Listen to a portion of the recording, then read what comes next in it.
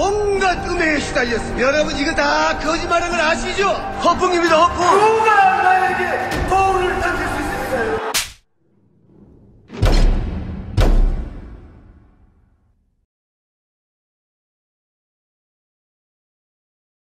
자, 시작하겠습니다. 각하 배웅방송. 배웅할 날이 멀지 않았죠, 이제.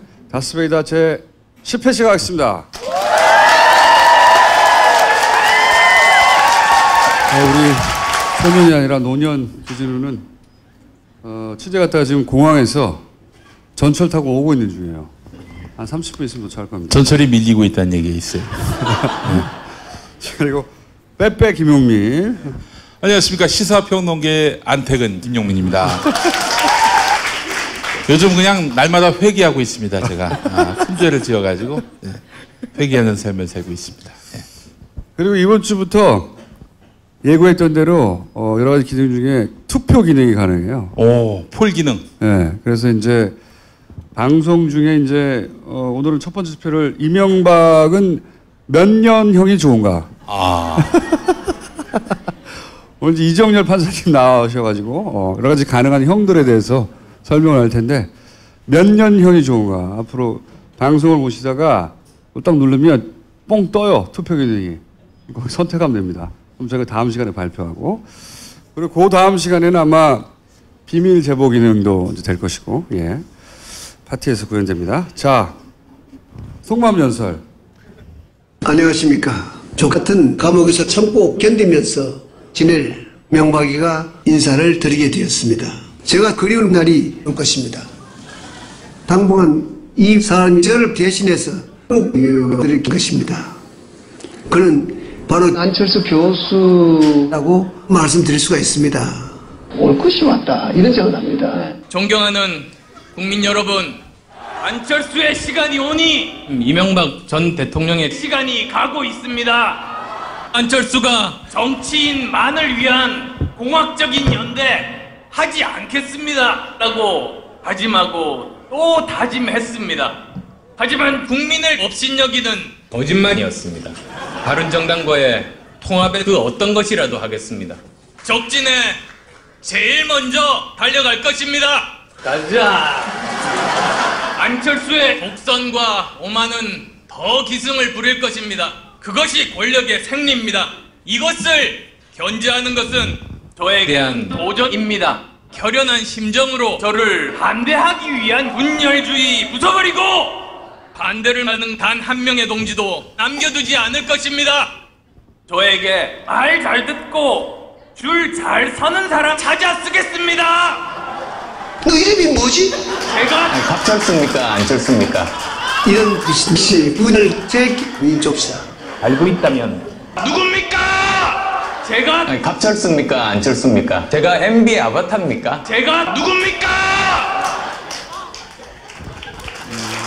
앞으로 그러면 이명박하고 박근혜 외에도 등장하는 거야, 가끔? 예, 그렇습니다. 예. 너무 정교하지 않습니까? 진짜 한 말 같아요. 너희는 뭐지? 그거 들을 때마다 웃겨. 너희는 뭐지? 아, 웃기다. 네. 자, 미령화제. 오늘은 이제 미령화제 관련 영상 좀 보고. 정치 보복에 혈안이 된 이 무능한 정권이 쇼통에만 혈안이 되어 있는 이 문재인 정권이 유족들 위로만 하는 게 대통령의 역할이 될 수는 없는 겁니다. 욕이라도 한번 들어주고 그게 대통령의 할 일로서 끝난 것입니다.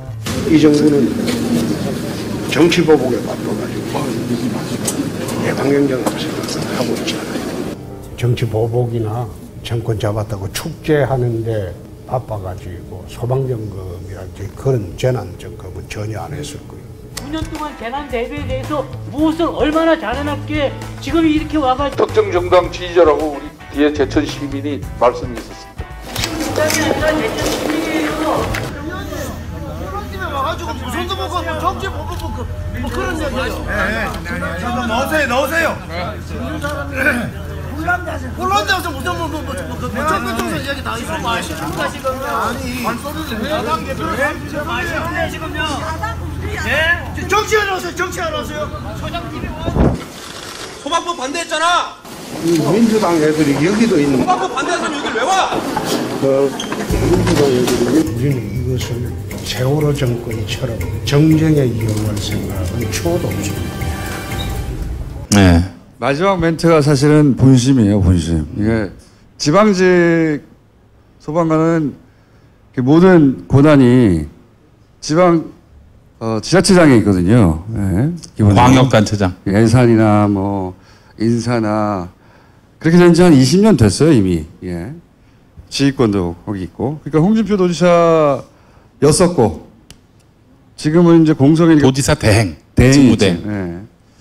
당연히 자유한국당이고 그리고 경남의회 예산 편성 권한이 있죠. 경남의회 밀양시의원도 저는 자유한국당이고 여기 뭐 국회의원도 자유한국당이고 밀양시의회 도의회가 말고 경남도의회 말고 노량시의 시의원도 13명인가 중에 12명이 자유한국당. 14명 중 14명이야? 네. 김용민은 뉴스 브리핑에서 아침마다 정확한 뉴스를 전해드리고 있습니다. 그러니까 이 밀양 화재에 만약에 소방관의 책임을 묻거나 화재의 책임을 물으려면 지자체장에게 물어야 되고 기본적으로 자기들 책임을 물어야 되는 거예요. 예? 물어야 되는 거죠. 그런데 이제 득달같이 달려갔잖아요. 왜냐하면 제천 때도 그랬는데 제천 때도 한번 얘기했지만 고스란히 세월호 프레임으로 어떻게든 니네가 세월호로 이렇게 얘기하거든요. 세월호로 정권을 잡은 니들이 라고 이렇게 프레임을 짜는 거예요. 잡은 니들이 다를 바가 뭐가 있냐. 박근혜나 문재인이나 이렇게 연결하는 프레임인 거예요. 기본적으로. 공식을 그렇게 세웠어요. 그리고 나서 문재인이 집권하자 재난이 끊이지 않는다. 문재앙. 이 프레임을 이렇게 별로 복잡하지 않잖아요. 그래서 맨 앞에 등장해야 되는 게 세월호로 집권한 니들이 이렇게 시작합니다. 세월호로 집권했다고. 그리고 그 끝에는 이런 논리 전개를 통해 몇 단계, 한 2, 3단계 되죠? 그런 다음에 문재앙. 요 프레임에 이제 문재앙이란 말은 정치권에서 말을 못하죠. 예. 정치권에서는 세월호로 집권한 요도 말을 못해요. 홍준표 대표가 말하듯이 세월호를 이용하지 않겠다고 말하죠. 하지만 세월호를 굳이 말해요. 굳이 이용하지 않겠다고 생각하면 아무도 안 물어봤는데 말하지 않으면 돼요. 누가 물어봤냐고. 근데 굳이 세월호를 언급해서 우리는 이용하지 않겠다고 말하지만 이용했다는 거지. 이 다 프레임 안에 들어있는 멘트들이에요. 그래서 세월호 그러면 이제 댓글들은 등장합니다. 세월호를 이용해서 집권한 현 정권이 봤더니 지들이 집권하고 나서 세월호와 같은 참사가 끊이지 않는다. 그리하여 문재인은 문재앙이다. 요 3단 그중에서 정치권이 담당한 역할이 세월호라는 말을 중간중간에 언급하고 그리고 재난이 필요하게 됐어요. 이제 이렇게 해서.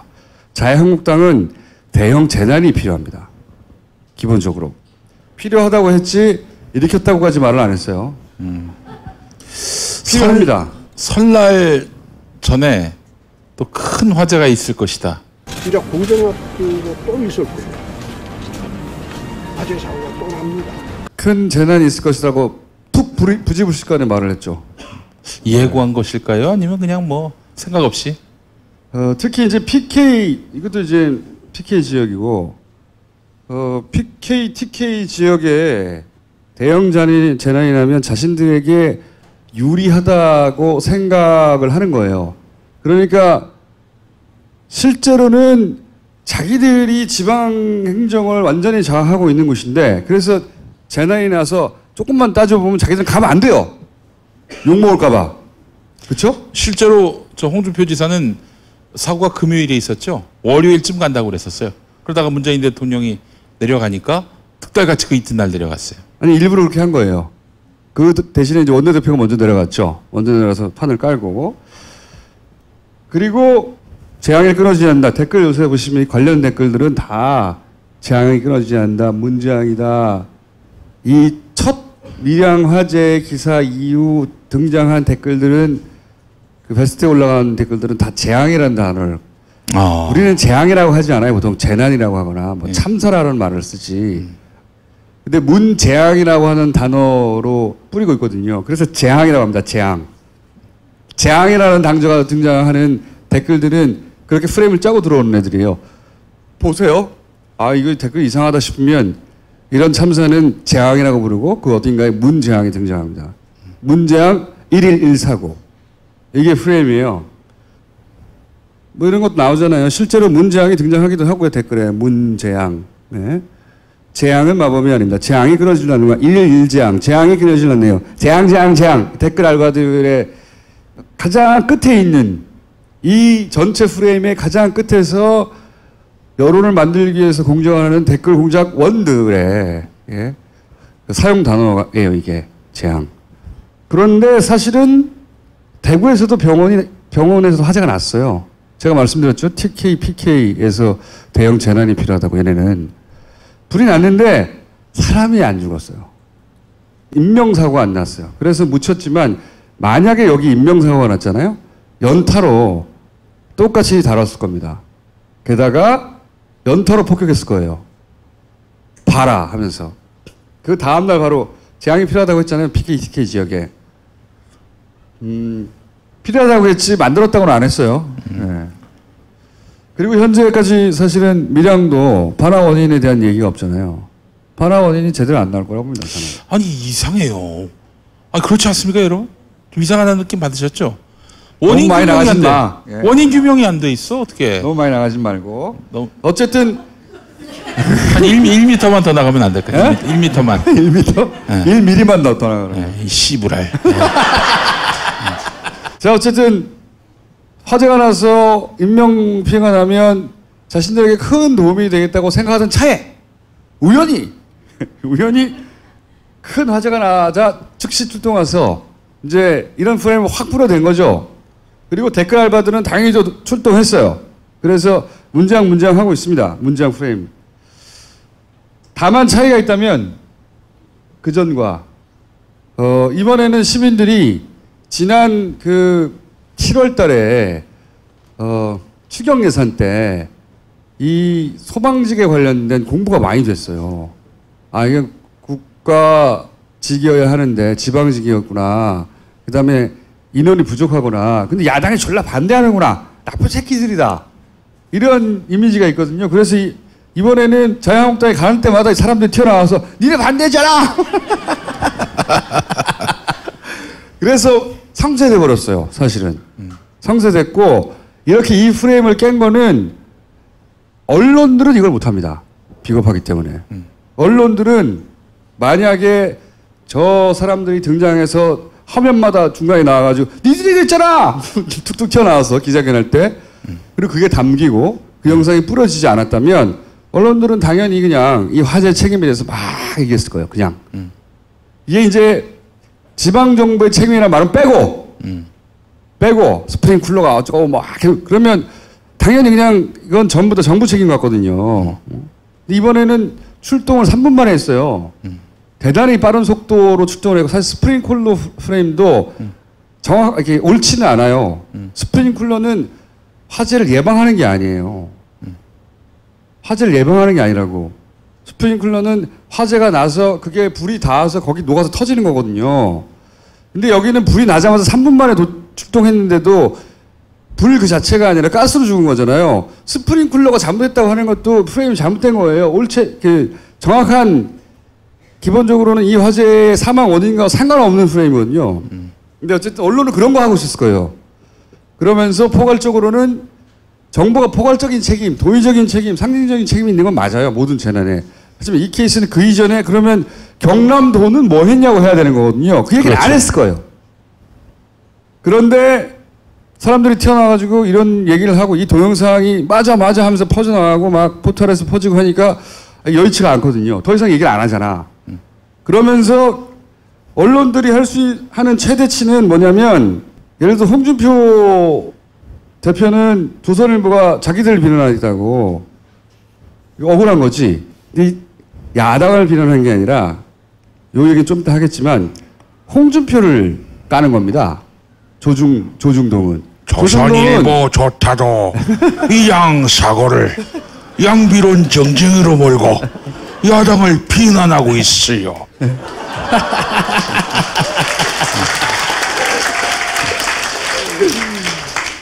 홍준표 대표는 아직 몰라요. 뭘 모르냐?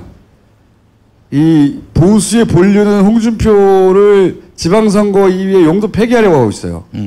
그리고 그 자리에 바른당, 그 다음에 유승민. 국민의당 합쳐서 유승민, 안철수, 그 중에서 현재까지 제가 이 분석, 관찰한 바로는 안철수를 그 자리에 놓으려고 하는 거예요. 네. 안철수 대표 본인이 그걸 알고 있느냐 모르고 있느냐, 난 알고 있다고 보는데, 어쨌든 홍준표 대표는 자기를 이 보수 언론이 도와주지 않는다고 라고 말하는데, 보수 언론은 보수를 도와주지 않는 게 아니고 홍준표를 도와주지 않고 있는 겁니다.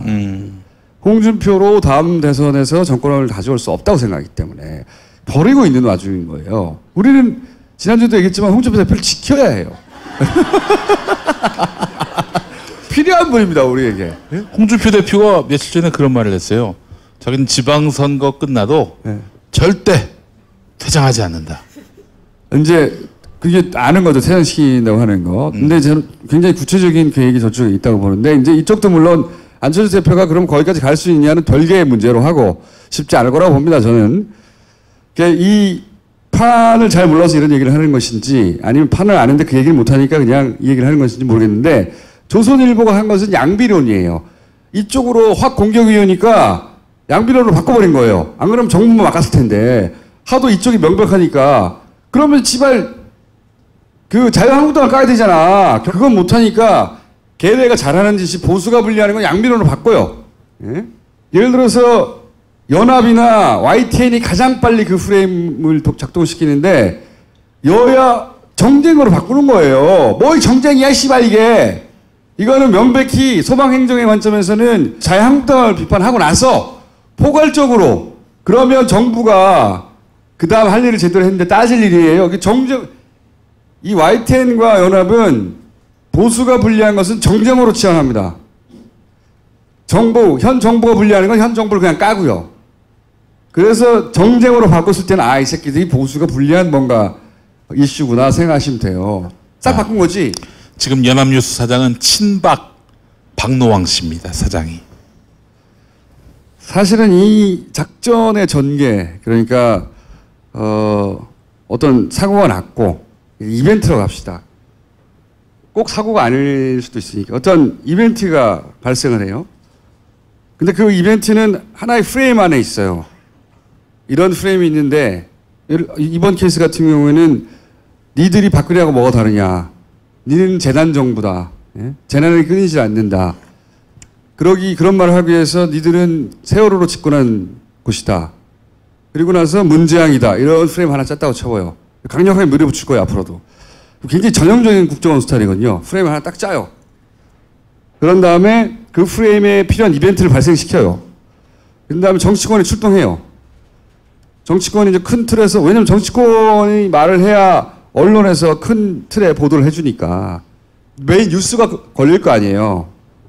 8시 뉴스든 신문기사가 날 거 아니에요. 그거 나면은 그 다음에 포털을 통해서 걸릴 거 아니에요. 그래야 댓글 부대가 출동하죠. 그리고 포털에서 계속 그게 돌아가고.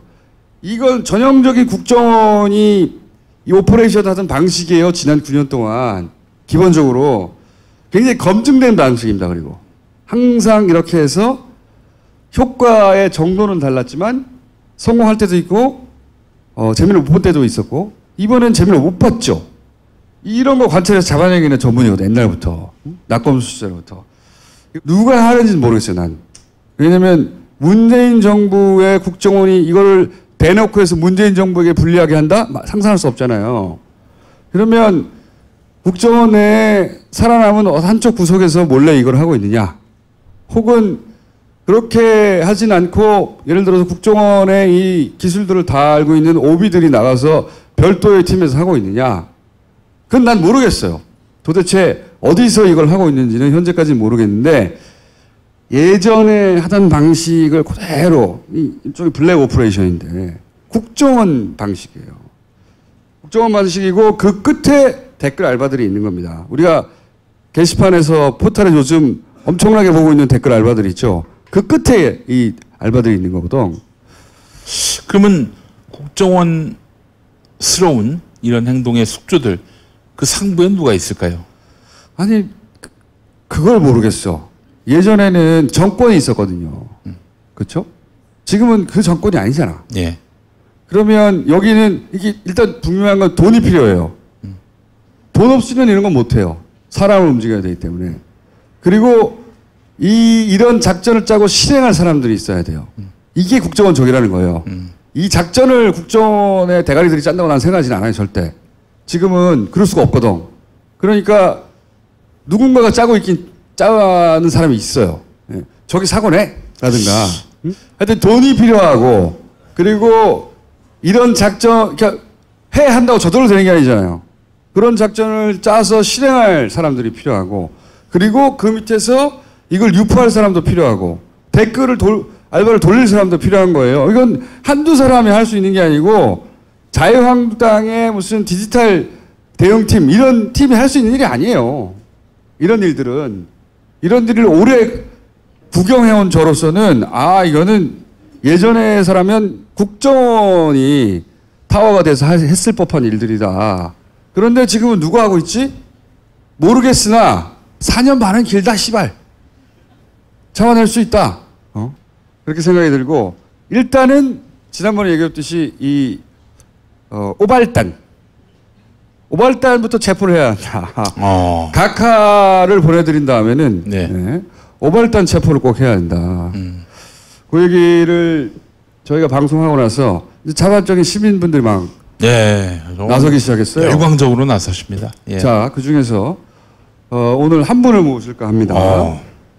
그러니까 이분은 시민의 한 분인데 내가 할 수 있는 일을 이렇게 하겠다고 나선 분이에요. 아이고. 네. 자, 나와주세요. 안녕하십니까. 이분은 트위터 상에서 조군으로 활동하시던가요? 조군. 네. 트위터. 조군. 트위터 사진과 너무 달라요. 잠깐 트위터 사진 어디 있더라? 이거 일가견이 있으신 분이군요. 이렇잖아. 이거 사진하고 너무 다른데요? 10년 전. 10년 전 사진? 이런 상태였거든요.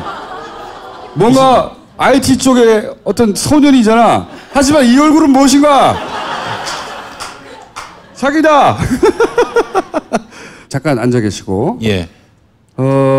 이제 이 포탈에는 많은 이상한 징후들이 최근에 발견되고 있습니다. 예를 들어서 뭐 다음도 그런 일이 있어요. 다음에 보셨는지 모르겠는데 추천이 마이너스가 최근에 추천이 마이너스가 있거나 씨발 처음 보는 거죠? 아니 추천이 마이너스가 될 건 또 뭐예요? 게다가 추천만 마이너스가 아니라 이 반대도 마이너스가 있어요. 반대를 어떻게 마이너스 할 수 있을까? 이상하죠? 이런 일도 있고 이런 일도 있습니다. 추천과 반대가 똑같아요. 이건 뭐 절대 자연스럽지가 않죠. 절대. 추천과 반대를 똑같이 만든 거죠. 누군가가. 누군가가. 프로그램 잘못 짠 거죠. 그리고 예를 들어서 좋아요 누르니까 숫자가 줄어들어요. 뭐지 방금 찬성이 330이었는데 내가 누르려니까 50으로 줄어들었어요. 숫자가 줄어드는데 그러다가 마이너스까지 간 거예요. 찬성 숫자가 줄어들어가지고 이런 일이 벌어지고 있습니다. 이게 이제 물론 뭐 다음 측에서 내부적으로 이 시스템을 이건 다음엔 뉴스에서만 일어나는 일이에요. 딴 데는 아니라고 절대. 뉴스를 타겟으로 뭔가 누가 한다는 거죠. 예. 근데 이걸 다음에서 이제 고치겠죠.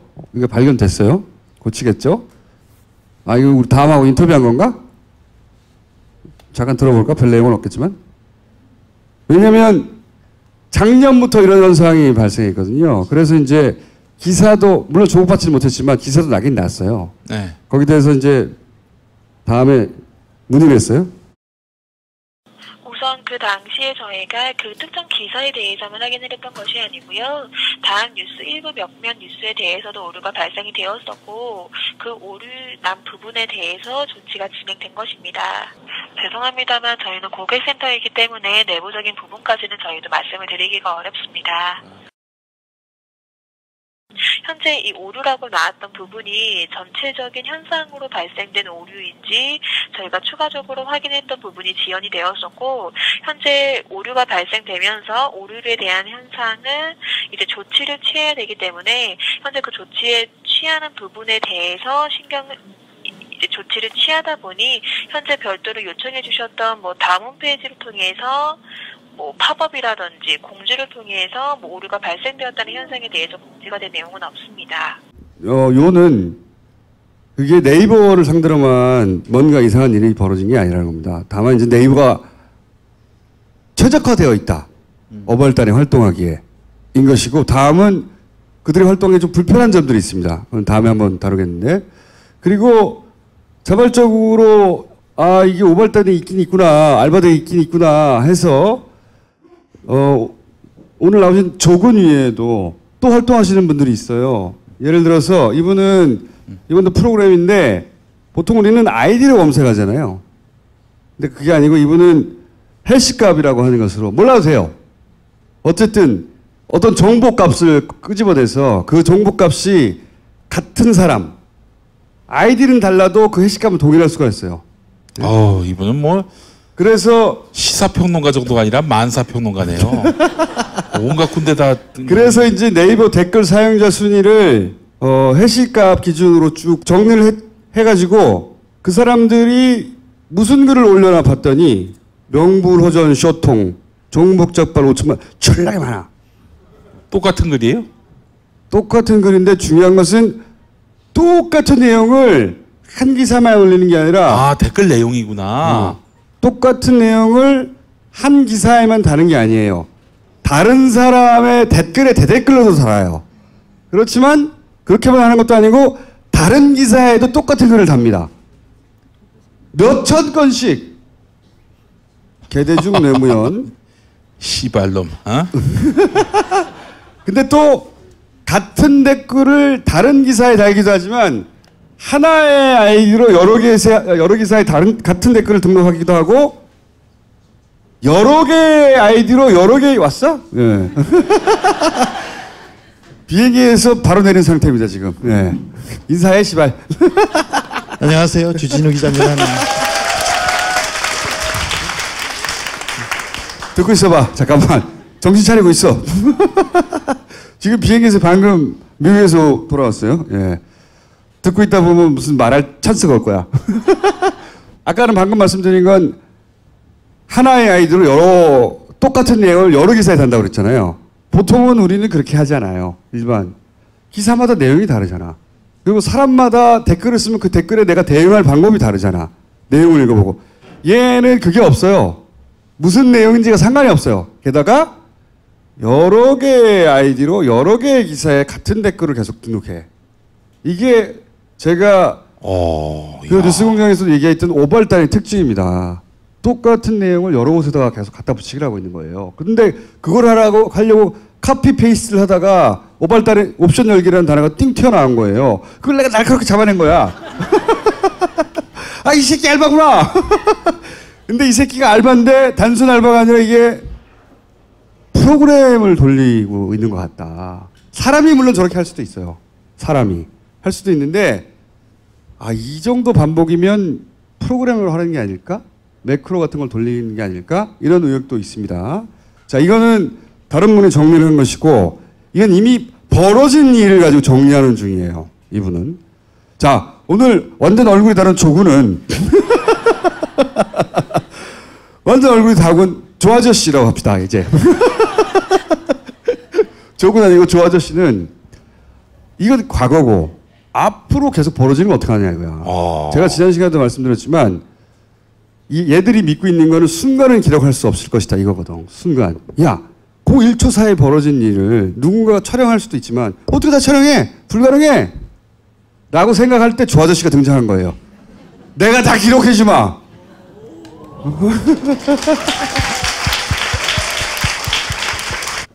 이분이 이 청원을 한 분입니다. 다시 박수. 지금 청원한 숫자가 지금 어느 정도 됩니까?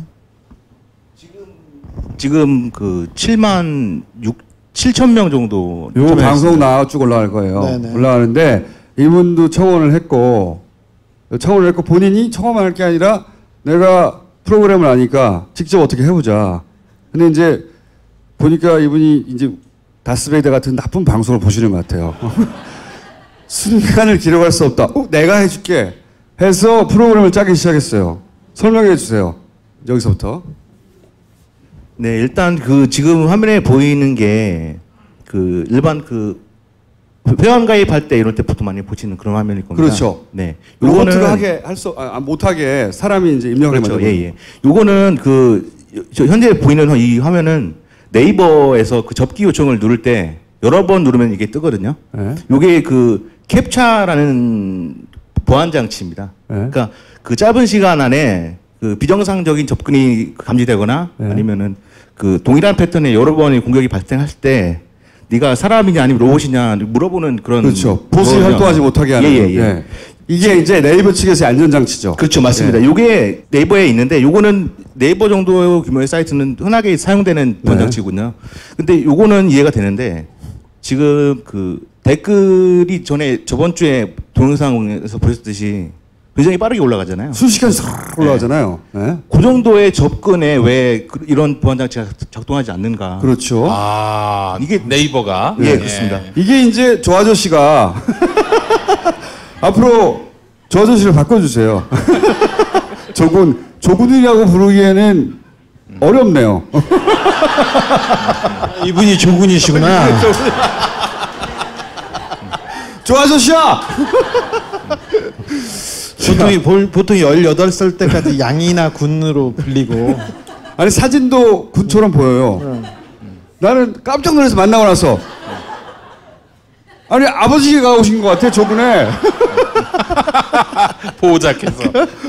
아드님 어디냐고. 자, 이 장치가 왜 작동 안 하느냐 전문가로서 이제 딱 이상하신 거죠.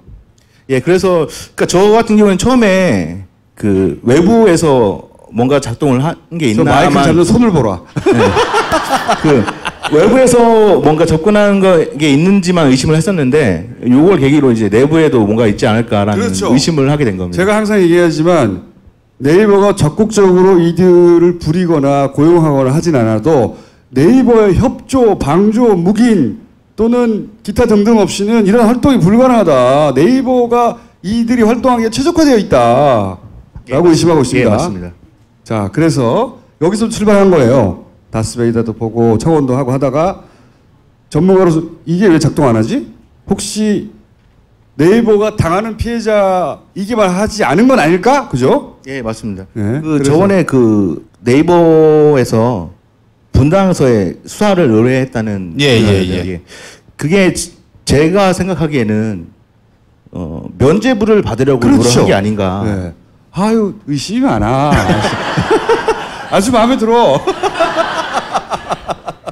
그래서 이제 그 이후로 이제 본인의 전문 능력을 발휘해가지고 내가 할 수 있는 것 중에 뭐 할 수 있는 게 없나 찾다가 이제 시작을 한 게 된 거고요.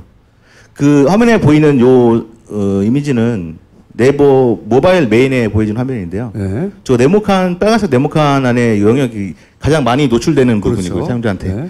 그래서 이 부분에 올라오는 기사 그리고 그 조작으로 의심되는 작업이 가장 활발한 시각이 새벽이라고 알고 있거든요. 그렇죠. 예. 그래서 일단은 시범 삼아서 5시에서 6시 사이에 이 기사에 대한 댓글들을 1초마다 한 번씩 수집을 해보자. 1초마다. 그래, 순간을 기록하는 거야. 이것부터 필요해. 5시에서 6시가 왜 중요하냐면 그때 이제 만들어 놓고 만들어 놓으면 출근 시간에 메인 기사에 올라가죠. 그래가지고 뭘 하기 시작했어요? 그래서 이게 그 수집된 결과 일부분인데요. 요 화면이 그 메인에 노출된 그 기사들 제목하고 링크 그리고 오른쪽에 있는 게 그 수집된 시간을 기록해 놓은 거고요. 그 다음 사진을 보여주시면 여기 기사에 달린 그 댓글들입니다. 이거 어떻게 수집을 하신 거예요, 그걸? 야, 프로그램이 하는 거지, 씨발. 손으로 받아 적고 있겠냐, 이거? 1초마다? 그래서 이제 물론 이게 앞으로 발전해 나가겠지만 초단위로 이제 하기 시작한 거예요. 예, 맞습니다. 초단위로 이게 점점점 발전해 정교해지겠죠. 신기하게 그때는 문준용이 제일 많네요. 자 그렇게 해서 댓글 내용이 준용아, 문준용, 네. 낙하산 기사였구나 이거는. 네. 야 하나같이 다 이런 예. 댓글만 올라와. 이런 댓글이 많더라고요 그 시간대. 그 시간에는 특별히 무조건 반정부예요. 무조건. 그러니까 무조건 반정부. 문재인이 까는 거예요. 무조건. 예. 그 시간대에는 북한 빨갱이, 기레기, 문준용, 문구라, 씨발. 이건 아마 이 기사 내용이 채용비리, 채용비리 취준생 허탈. 20, 30대 타겟으로 한 기사거든요. 이게. 공공기관 채용비리는 전 정권에서 있었던 일인데 네. 그때 무조건 그 기사를 메인에 올려놓으면 일단 문준용을 때리는 걸로 네. 딱 짜져 있는 거지. 네. 그럼 새벽에 막 때리는 거야. 20, 30대용이야 이게 항상. 그 기사의 내용에 따라 타겟 프레임 딱 다르거든요. 예? 그래서 모으기 시작했고 이건 우리 못 알아듣는 화면인데? 요거는 뺐어야 되는데 제가 자랑하려고? 이게 요거는 분석을 해서 있다. 작업을 한 거거든요. 자 이렇게 해서 지금 일부만 보여드린 거고요. 이제 막 돌리기 시작했어요. 막 돌리기 시작했으니까 충분한 데이터는 쌓이지 않았어요. 제가 궁금한 것은 그렇게 1차로 한번 돌려봤어요. 그랬더니 프로그래머의 눈에 야 이거 이제 이상하네 라고 하는 이런 댓글 말고 이런 댓글도 그냥 그래 지금 정부에 대한 비판 여론이 너무 높기 때문에 새벽에 다 기어나와가지고 애들이 댓글을 달았을 수도 있어. 이렇게 생각할 수 있잖아요. 우리가 모르는 세계에 있을 수도 있어요. 응? 새벽 5시부터 6시 사이에는 문재인을 싫어하는 사람이 다 일어나는 시간이야. 어? 그럴 수도 있잖아. 그런데 혹시 그런 이 정서적인 혹은 뭐 그냥 머릿속에서의 추론 말고 결과치를 분석했을 때 이상한 점들이 있습니까? 지금 현재 수집된 데이터에서 조작으로 의심되는 정황이 발견되긴 했습니다. 아 그래요? 예.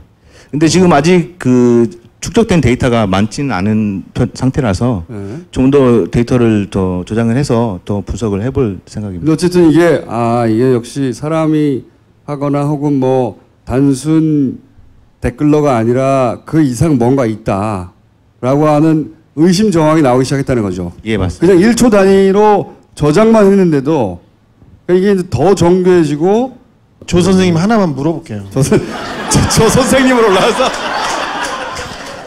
저기 네 번째 문준용 저 댓글을 달았어요. 저 시간에 달았는데 지금 추천수가 이 댓글에 대한 추천수인 거죠? 예, 맞습니다.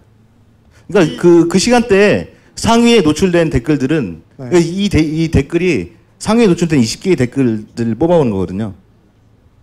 저게 상위로 올라와 있다는 내용입니다. 문준용 이렇게 한마디만 해도 저렇게 댓글 문준용 한마디 했더니 추천이 1,500개야.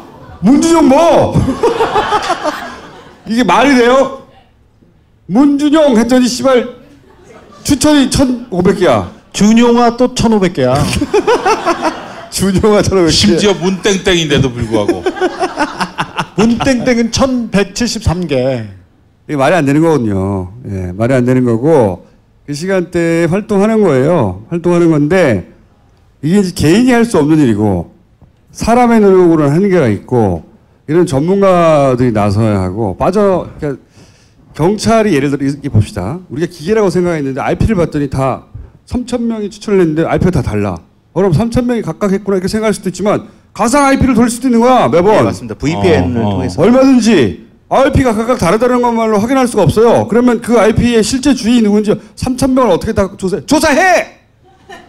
조사하라고 그거 3,000명 하나하나. 조사해가지고 실제하는 인물인지 다 확인해야 한다. 다 확인해서 끝까지 가가지고 그 끝에 있는 놈까지 다 찾아내야 된다. 자, 우리 네이버도 지난 시간에 말했지만 네이버 전체 회사를 말하는 게 아니에요.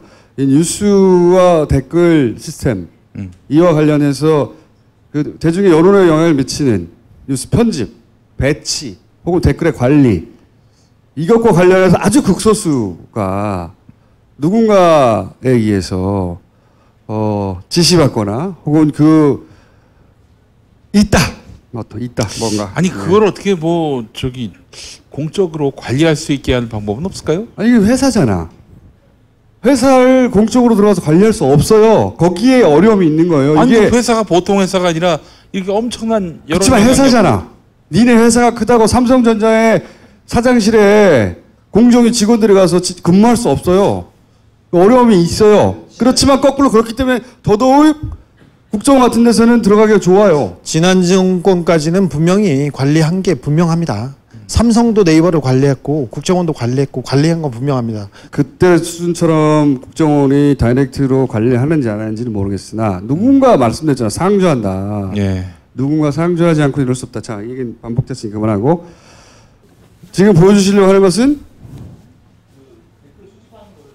댓글 수집하는 걸 직접 시연해 프로그램이 주신다고. 작동하는 예. 것을 시연해서 보여주시겠다고. 그리고 주의하셔야 될 게 이 오프라인에 꼭 저장하시고 본인 PC에 해킹 주의하시고. 그렇지. 여러 군데 블록체인을 이용해서 분산 저장하시고 비트코인을 숨기시거나.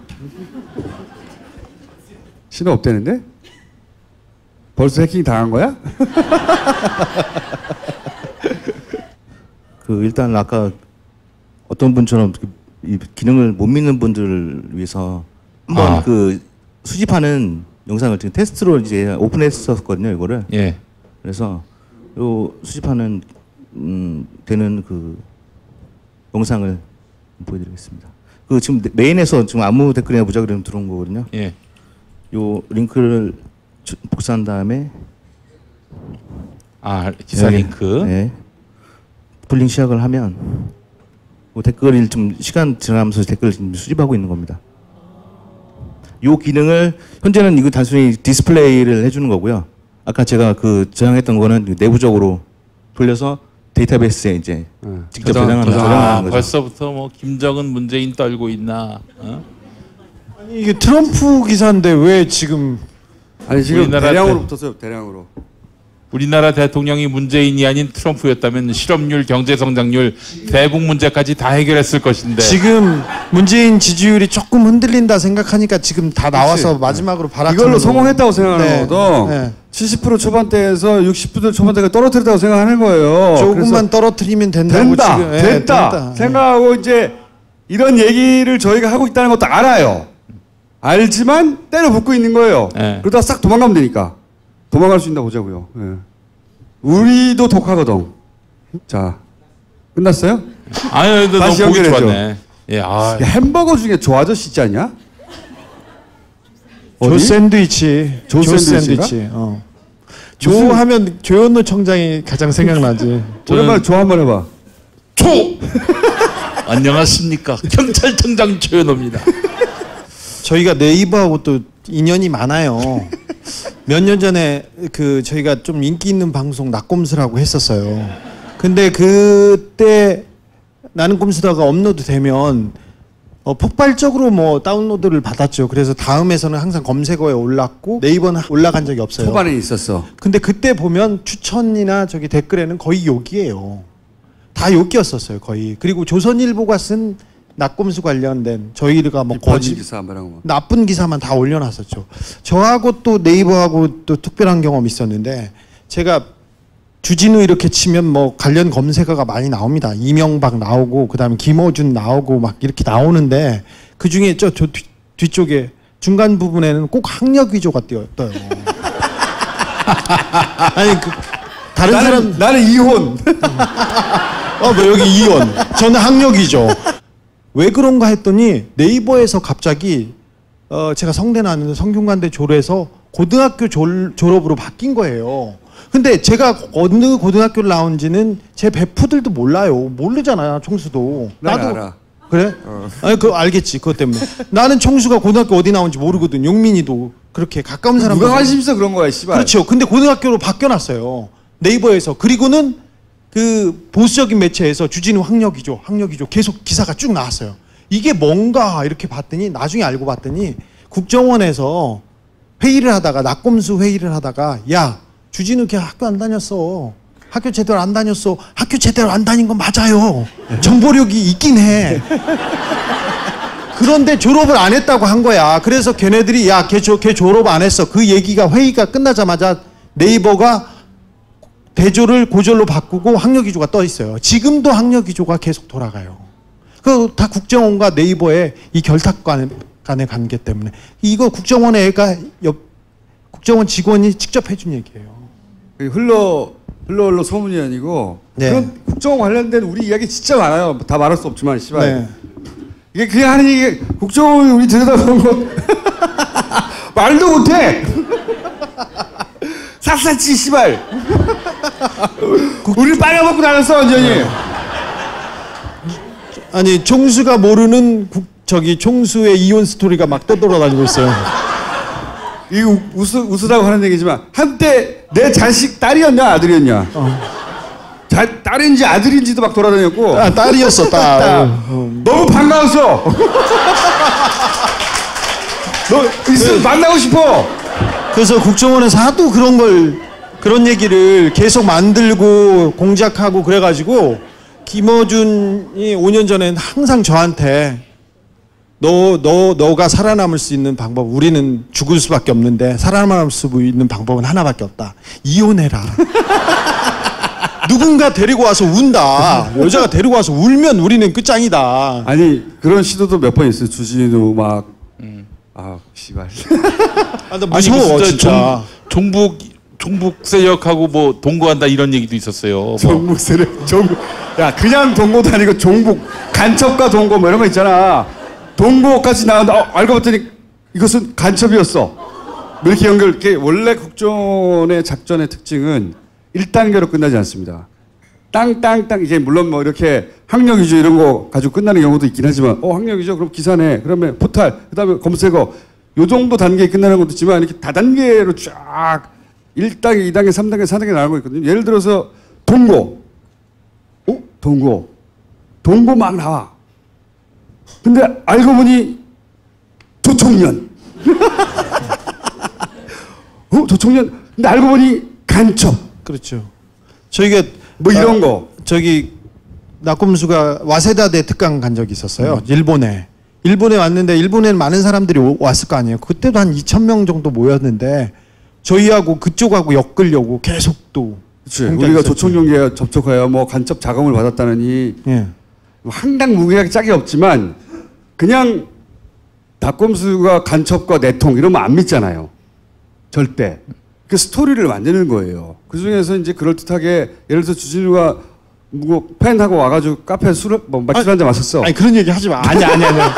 예를 들어 그런 얘기 제일 싫은 게 국정원에서 동거설 얘기했어. 중년의 아줌마와 파마한 아줌마와 덩치가 컸대.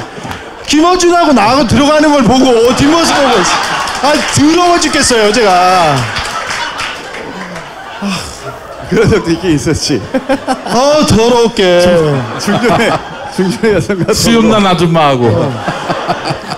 아니 뒷모습이 등치가 크고 파마를 한 중년의 여성. 뒤로 돌아봐. 근데 이렇게 웃고 넘길 수 없는 심각한 작전들도 있었어요. 그땐 저희 정말 벌벌벌 떨었었어요. 예. 정말 무서워서 지금도 무서워. 하여튼 여러분들이 요건 재밌는 케이스고 야 씨발 이거 진짜 그런 일도 있었구나 하는 상상을 초월한 그걸 다 살아남았어 우리가 이렇게 7년 동안 쫓기다가 지금은 저희가 쫓고 있습니다. 자. 끝이 다 보입니다. 다 됐습니다. 네. 저 아저씨? 예. 자, 지금은 이제 개인적으로 하고 계시고 저희가 이제 각하 보내드리면 센터를 만들 거거든요. 센터를 만들어서 이제 이 전 분야의 전문가들과 함께 잡아서 조질 생각입니다. 잡아서 조질 생각이고 저희가 또 단군 일에 가장 보내기 힘든 사람이 각하예요. 사실. 예. 각하인데 우리가 한 10년 걸려서 각하를 보내야 되잖아요. 네. 5년이면 보낼 수 있습니다. 충분히. 언제까지 빠져나갈 수 있나 보죠. 앞으로 개인적으로 계속 이분은 준비해 갈 것이고 저희도 일정한 시점이 되면 도대체 이분들을 어떻게 서포트할 것인가. 그냥 개인의 열정으로 하는 거예요. 어디 돈 받는 데 있어요? 좀 줬으면 좋겠습니다. 일단 혼자서 하고 있어요. 하고 있고 어떻게 서포트 할 것인가, 어떻게 시스템적으로 백업해 줄 것인가, 이분들의 노력이 어떻게 보상받도록 할 것인가, 이제 연구하고 이런 분들이 점점 더 많아지고, 이게 누가 한 군데서 개인적으로 할 수 있는 일이 아니거든요. 절대. 그리고 많은 종류의 많은 분야의 전문가들이 필요해요. 그렇다고 그분들 회사를 세워서 모아서 할 수 없잖아요. 그러니까 다 개별화되어 있지만 그 노력이 한 군데 잘 모일 수 있도록 저희가 짜보겠습니다. 자, 조 아저씨. 왜 이렇게 달라요? 이 사진 사진 교체해 주세요. 10년 전 사진입니다. 10년 전. 네. 자, 들어가 주세요 이제. 수고하셨습니다. 감사합니다. 감사합니다. 이런 분도 있어요. 적었네요. 본인이 할 수 있는 게 없으니까 손으로 박수, 아이디어를 박수. 줬는 거예요. 손으로. 박수. 와, 대단하지 않습니까? 이거를 하도 답답하니까 이 본인이 적고 있는 거 이렇게 이 새끼들 다 잡아야 된다고. 얘네들 잡아야 된다고? 개인 아이디. 본인이 보기엔 아무리 봐도 얘는 댓글 알바라고 생각하는 컴퓨터 전문가 아님에도 불구하고. 이거 어떡하지? 신고할 데가 없잖아요. 그러니까 이제 답답하니까 본인이 표를 그려서 적기 시작한 거예요. 댓글 알바들의 놀기 최적화되어 있다고. 최적화되어 있어요, 여기. 이제 그 얘기 이제 점점 하기로 하고.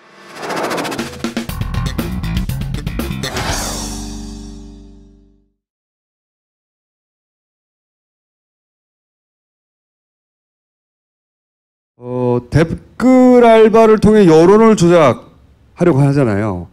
그러니까 사람들이 댓글 이렇게 많이 달고 알바들이 투입돼가지고 막 그 추천수를 많이 누르고 이쪽만 생각하는데 그게 다가 아니에요. 얘네들하고 싸우는 사람들이 있잖아요. 또 생각해보면 이쪽 논리를 전파하거나 이쪽에서 글을 잘 써서 많은 사람들이 읽거나, 온라인상에서 나름 유명한 글쟁이나 또는 커뮤니티 이용자가 있을 거 아닙니까? 얘들도 막아야 되잖아요. 정반대의 논리를 전개하는 이른바 진보. 인기 있는 글쟁이들. 얘네들은 어떻게 처리할 것인가. 이것도 작전이 따로 있어요. 그중에 이번에 처음으로 드러나는 게 레드펜 작전이라는 거예요. 사이버사에서.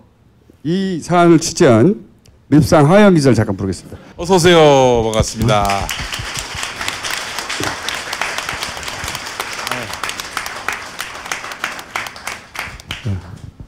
앉으시오. 요 앞에 글자 봐야 돼. 밉상 하영. 이게 이제 레드펜이라고 사이버사. 이거의 원형은 저는 국정원에 있을 거라고 봅니다. 근데 국정원에서는 이거는 안 잡혔는데 대부분 사이버사에서 하는 짓들은 다 국정원이 하던 짓을 그대로 축소해서 지시를 받았죠. 지시도 받았고 네네. 축소해서 군에서 했을 뿐이지 기본적인 활동의 방향과 방식은 전부 다 거기서 따왔거든요. 네, 돈도 받았고요. 이 레드펜 작전은 이제 사이버사 수사 과정에서 처음으로 나온 것이고, 그런데 이걸 보면 더 큰 규모의 국정을 어떻게 했을까 충분히 유추가 되는. 일단 군 사이버사의 정치 개입은 군의 정치 개입이에요. 정말 중요한 사건입니다. 나라의 5.16과 흡사한 거 아닙니까? 네네, 온라인 쿠데타죠 이거는. 자, 입 열어. 예, 간단하게 좀 설명을 드리면 사이버사 530단 조직 및 활동 내역이 나오는데 기존에 알려진 것은 이 가운데에 등장하는 작전팀만 알려져 있었습니다. 그러니까 이 작전팀이 이 댓글을 달아서 여론을 조성하는 작업이었고, 실제로 정보부대도 알려져 있긴 했어요. 정보부대의 기능은 언론 동향 분석이라고 알려져 있었는데, 이번에 취재를 하다 보니까 이 정보부대가 언론 동향을 분석하는 게 아니라 검색팀이라는 타이틀을 가지고 20명이 하루 종일 검색해서 아이디만 찾아내는 거예요. 사이트하고. 그래서 리스트업을 하면 2명의 담당을 둬서 그것을 분석을 하는 거예요. 이 사람들의 영향력부터 이 사람들이 어떻게 활동하는가까지. 그래서 저 530단 단장에게 넘기면 530단 단장이 작전팀에게 넘겨서 작업을 하는 겁니다. 그러면 이 작전팀 같은 경우에는 그 레드펜 대장, 이제 아이디 특별관리대장이라고 불리는 그 대장 안에 등장하는 아이디나 블로거나 댓글, 특히나 이제 네이버나 다음에서 활발하게 활동하는 그 아이디가 등장을 하면, 여기서 표현하는 대로라면 작전을 어떻게 펼쳤냐면 독하게, 정말 정신을 못 차릴 정도로 댓글들을 다는 거예요. 그거는 이제 어떻게 했냐면 독하게 했다고. 네, 독하게 댓글을 달기 시작하는데 이게 뭐냐면요. 그냥 댓글을 다는 게 아니라 이제 이명박을 까거나 박근혜를 까는 사람이 있어요. 근데 이게 눈에 띄는 아이디어예요. 글도 잘 쓰고 사람들이 우호적인 댓글도 많이 달아요. 그럼 걔를 찍는 겁니다. 찍어서 쫓아 스토킹을 하면서 괴롭히는 거예요. 계속. 예를 하나 들자면 이게 2008년 봄부터 시작됩니다. 그러니까 사이버사가 2010년에 생기거든요.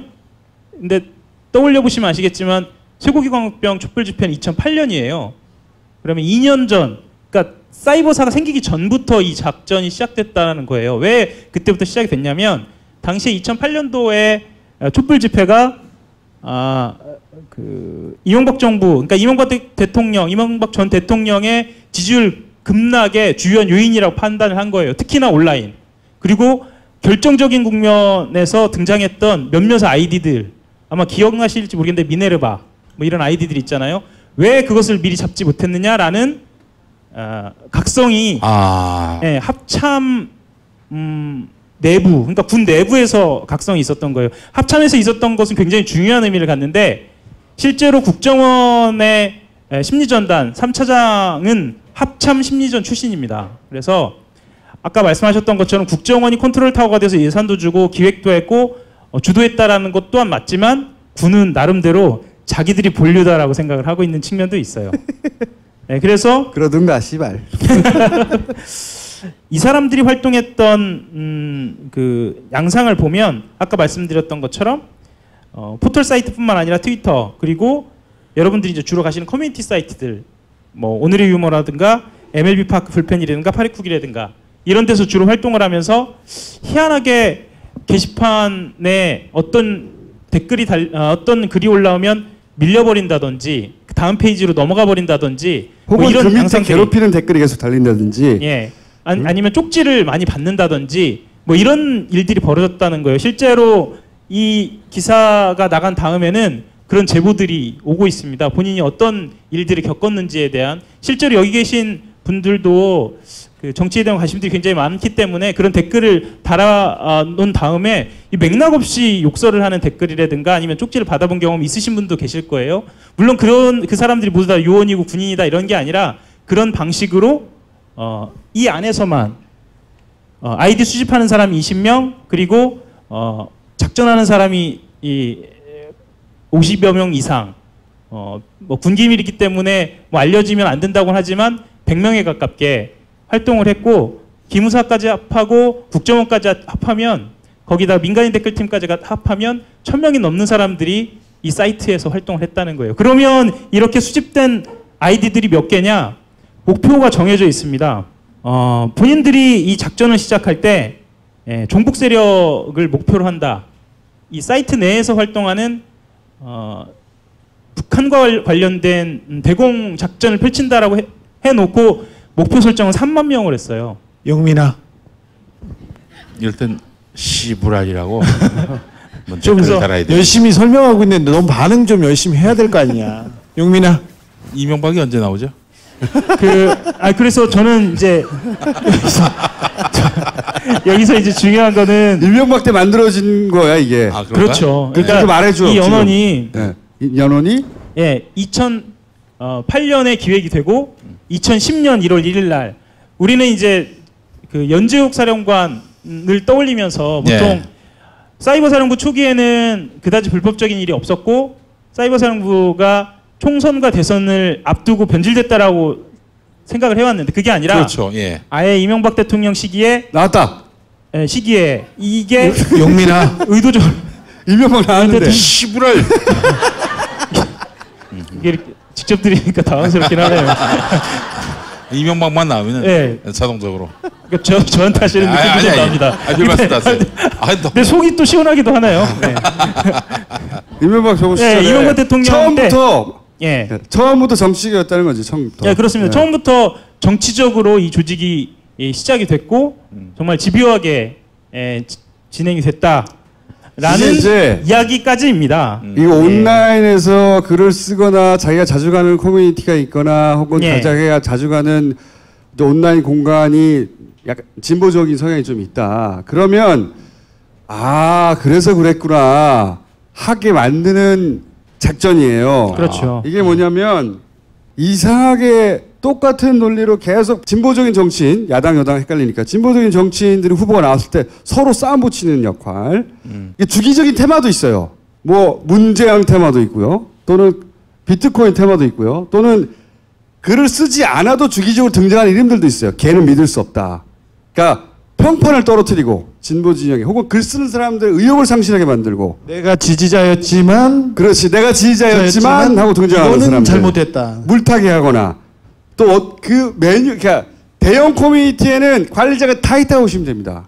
이 작전을 정말 만만하게 보면 안 된다라고 저 스스로 느낀 건 굉장히 논리적 정합성을 탄탄하게 갖고 있어요. 이 작전 부대에 있었던 대표적인 그 트위터 유저 중에 한 사람은 팔로워가 7만 명이었거든요. 그 사람은 그 말하자면 직장맘으로 알려져 있었어요. 아, 기억나요. 네, 기억나시죠? 부대원인데. 예, 부대원인데. 신분을 직장만으로 만든 거예요. 온라인상에서. 그러니까 평소에 자기가 그 직장맘으로서의 고충, 육아를 하면서의 그런 고충을 이야기하면서 정치적인 기회가 될 때마다 아주 조심스럽게 이야기를 하는 거예요. 내가 봤을 때는 그러니까 본인이 이제 중도라고 표방을 하면서 내가 봤을 때는 이러이러한 점에 대해서 아쉽다라던가 그러니까 뭐 공격하지 않아요. 아쉽다라던가 아니면 이러이러한 점들 때문에 저 사람을 지지할 수 없다라던가 이렇게 아주 세련된 방식으로 그 사람이 글을 시작을 하면 그럼 이 작전 부대 사람들이 그걸 퍼나르기 시작하면서 전체적으로 여론을 물타기를 하는 거죠. 그리고 그분이 달리죠. 방식도 여러 가지예요. 제가 오랫동안 관찰해온 바에 따르면 아 얘는 용언이구만. 근데 그렇게 해도 숨길 수는 없어요. 그렇죠. 예. 왜냐하면 이거 말하기 어려운데 그냥 읽으면 알아요. 이 새끼 작전이네. 그 특유의 단어와 특유의 왜냐면 목적이 있는데 목적을 감추고 하려고 하는 거 아니에요. 국정원 직원들이 우리를 미행할 때 우리를 금방 알아보거든요. 일반 복장을 하고 있는데 요거 써 있어 옷에. 써 있어 옷에. 옷에 써 있어. 정확하게 말할 수 없는데 이 새끼 맞구나 써 있어. 예를 들면 운동화를 봐도 알 수 있고 써 있는데 비슷해요. 그래도 그런 마크가 있어요. 워터마크가. 그런데 이제 그것만을 연구하는 사람의 입장에서 항상 그게 보이는 것이고 일반적으로 이렇게 딱 나오면 그 밑에 댓글이 동조하는 댓글이 싹 달려주는 겁니다. 게다가 7만 명이잖아. 네. 팔로워가. 그 내부에서도 반발이 실제로 있었다고 그래요. 그러니까 단순히 이 여론 동향을 움직여서 종북 세력을 잡자라고 하면서 정치 개입하고 선거 개입하고 이런 것에 오히려 내부적으로 반발이 있을 것 같잖아요. 이런 건 정말 근면성실하게 막 다른 사람들이 많았는데 오히려 이렇게 리스트를 만드는 데 대해서는 이건 불법이다라고 이건 정말 해서는 안 된다라고 내부적으로 반발하고 내부적으로 따지고 이런 사람이 있었다라는 거예요. 근데 이런 사람들이 그럼 왜 튀어나오지 않았느냐? 이런 사람들은 조기에 없애는 거예요. 그러니까 이런 반발하는 사람들을 조기에 없애면서 본보기를 보이고 정말로 이 리스트는 아주 핵심적인 사람들만 심지어는 이 리스트를 만드는 정보부대 20명도 자기가 만드는 거를 리스트업 되는지를 몰라요. 그러니까 자기는 그런 걸 만들었습니다라고 이야기를 했지만 그게 어떻게 쓰이는지 몰랐던 거예요. 그러면 그 리스트업 하는 사람 그 두 사람은 정말 핵심적인 사람들 그리고 단장 이렇게만 알고 있었던 거죠. 이게 이제 나는 이런 걸 겪은 사람들 이야기를 들은 적이 있는데 개인이 부대를 감당할 수가 없어요. 자기는 글을 썼어요. 누군가 뭐라고 해요. 근데 신경이 막 거슬려요. 물론 자기 글을 썼는데 누군가 찬성하고 반대할 수 있잖아요. 근데 그게 아니라 저렇게 딱 찐따가 붙잖아요. 그러면 찐따가 붙는 거지. 딱 붙어서 가는 데마다 따라다니면서 너무 괴로워요. 진짜. 아이디어를 바꿔가면서 또는 똑같은 아이디로 계속 괴롭히거든요. 너무 괴로워. 그러면 글을 아예 안 쓰거나 아예 또는 그 사람랑 싸우는데 골몰하고 다른 걸 못해요. 네.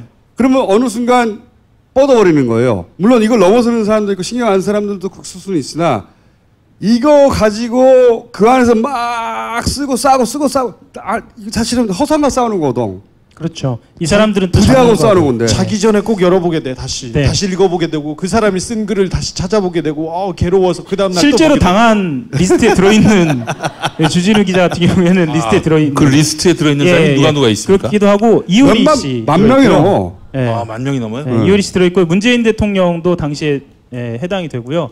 아마 기억하실 거예요. 아마 그 지난해 가을에 SNS 33명이 그 사이버사에서 동향을 파악했다라고 33명의 이름이 공개됐는데 실제로 그 33명은 이 레드펜 작전에 포함된 인물들이었던 거예요. 대표적인 33명만 노출이 됐고 나머지 이 수천에서 그 이상이라고 폭로가 된 사람들의 이름과 아이디는 사실은 수사 중인 상황이라 공개하기 어렵다. 게다가 일반인도 있으니까요. 일반인 중에 글을 열심히 쓰는 사람도 있잖아요.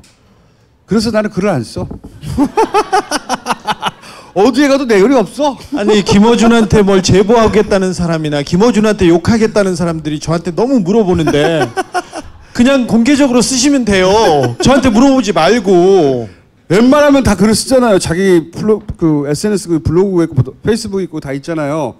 그것도 굉장히 신경 쓰이거든요. 밑에 가서 그렇게 하면 더욱 예를 들어서 용민이 정도로 자기 팔로워가 많고 자기 지지자가 많으면 그나마 그 사람들끼리 싸워서 해결이 돼요. 그런데 그게 아니라 일반인은 덤비면 죽어요. 그냥 스트레스 받아가지고 그렇게 하려고 하는 거죠. 그렇죠. 예. 실제로 그렇게 하다가 포기한 분들의 제보도 오기는 왔어요. 그리고 사실은 이제 이렇게 보도가 나오면 사이버사에서 아차 할 것 같은데 꼭 그렇지는 않아요. 왜냐하면 본인들은 그러니까 예를 들면 댓글을 달았다라거나 이 리스트를 관리했다라는 것 자체가 공개되면 그것 자체로의 어떤 공포나 정말 그랬어라고 이야기하면서 온라인 여론에 대한 불신이 생기거든요. 그것조차도 본인들은 감안을 하고 있다라는 거예요. 그러니까 굉장히 소득으로 여기고 있다. 네, 그럼요. 그러니까 이 사람들을 만만하게 봐서는 안 되는 게 사이버사나 아니면 국정원이 이런 댓글 작업을 들켜서 이 사람들이 좌절하거나 이 사람들이 이제 절대 다른 일을 하지 않겠다? 아닙니다. 이런 상황까지 다 감안하고 이런 상황을 예견하고 다음 스텝까지 준비를 하고 있었다는 그래서 게 예를 들어서 인기 그렇죠. 있는 예. 커뮤니티가 예를 들어서 뭐 문재인 대통령을 좋아하는 사람들이 많이 모여 있는 커뮤니티가 있다고 칩시다. 이렇게 해서 이제 폭파로 들어가는 거죠. 그래서 그 커뮤니티가 사람들이 이용자가 줄어들었다. 좋아 그러면 자기들은 얘네들은 올라오는 글들에 대해서 성과지. 예. 그리고 이런 것도 있어요. 주진우가 글을 쓰지 않더라도 예를 들어서 주진우에 대해서 누군가 게시물로 칭찬을 해요. 칭찬하는 글이 좀 많이 나와요. 주기적으로 좀. 그러면 뜬금없이 등장해가지고 주진우를 까기 시작해요. 어떤 놈들이. 이게 레벨링을 하는 거거든요. 이 새끼가 계속 인기가 가고 죽여줘. 응? 걔네들이 기본적으로 준비해놓은 논리 프레임들이 다 준비가 돼 있어요. 그거는 똑같이 반복합니다. 그거 가지고 새로 생산해내는 게 아니고 똑같이 반복해가지고 사실이 아니어도 상관없어요. 주진우 조금 올라가고 있냐 빡 때려. 그렇게 커뮤니티는 철저하게 관리된다. 지금도. 사이버 사령부도 그렇고 국정원의 심리전단 잘 생각해 보세요. 국정원의 직원이 된다. 국정원의 최고 정보기관의 요원이지 않습니까? CIA, MI6 뭐 이런 데잖아요. 근데 거기에서 댓글 다는 일을 했으면 얼마나 이게 비참해. 야, 거기 가서 댓글 달려고 그렇게 어렵게 들어갔냐 이렇게 우리들은 이렇게 생각하잖아요. 김하영 거기 가서 댓글 달라고 얼마나 비굴했겠 그렇게 생각하잖아요. 정말 편한 일이고 그래서 선호부서였어요. 김하영은 결혼해서 잘 살아요. 잘 살아요. 그리고는 그새 결혼했어요? 그리고 이 온라인 일은 그냥 그새인지 아니지 네가 어떻게 알아? 온라인 일은 자기가 한 일이 기록에 남고 그리고 자기가 얼마만큼 했다고 성과를 보이기가 쉬워서 거기 가려고 다 선호했었어요. 여기도 마찬가지예요. 근데 궁금한 게 이 사이버사나 지금 국정원에서 이 짓을 한 놈들은 지금 뭐 감옥에 갔나요? 아니죠. 특히 사이버사 같은 경우에는 올해와 지난해 말에 구속되기 전까지는 구속된 사람이 거의 없었어요. 근데 정부가 바뀌고 나서 여기 이 작전대 대장이 구속된 게 정부가 바뀌고 나서요. 그러니까 우리가 생각하기에는 다 끝장났을 것 같은데 아니라는 거지. 그렇죠. 그러니까 국정원 댓글을 생각해 보면 원세훈 원장이 구속됐기 때문에 그리고 당시에 그 국정원 심리전단장을 비롯해서 그 조직원들이 구속이 됐기 때문에 사이버사도 그럴 거라고 생각을 하는데 사이버사는 조직이 그대로 있습니다. 그대로 이 조직 그대로 있어요? 네, 조직 그대로 있어요. 근데 지금도 그럼 그 짓을 국정원도 마찬가지고. 그러니까 이게 말이죠. 저는 이게 오랫동안 댓글들을 관찰해 왔으니까 정부가 바뀌고 나면 이 행위가 싹 없어지거나 줄어들 거라고 생각했어요. 눈에 띄게. 똑같거든요.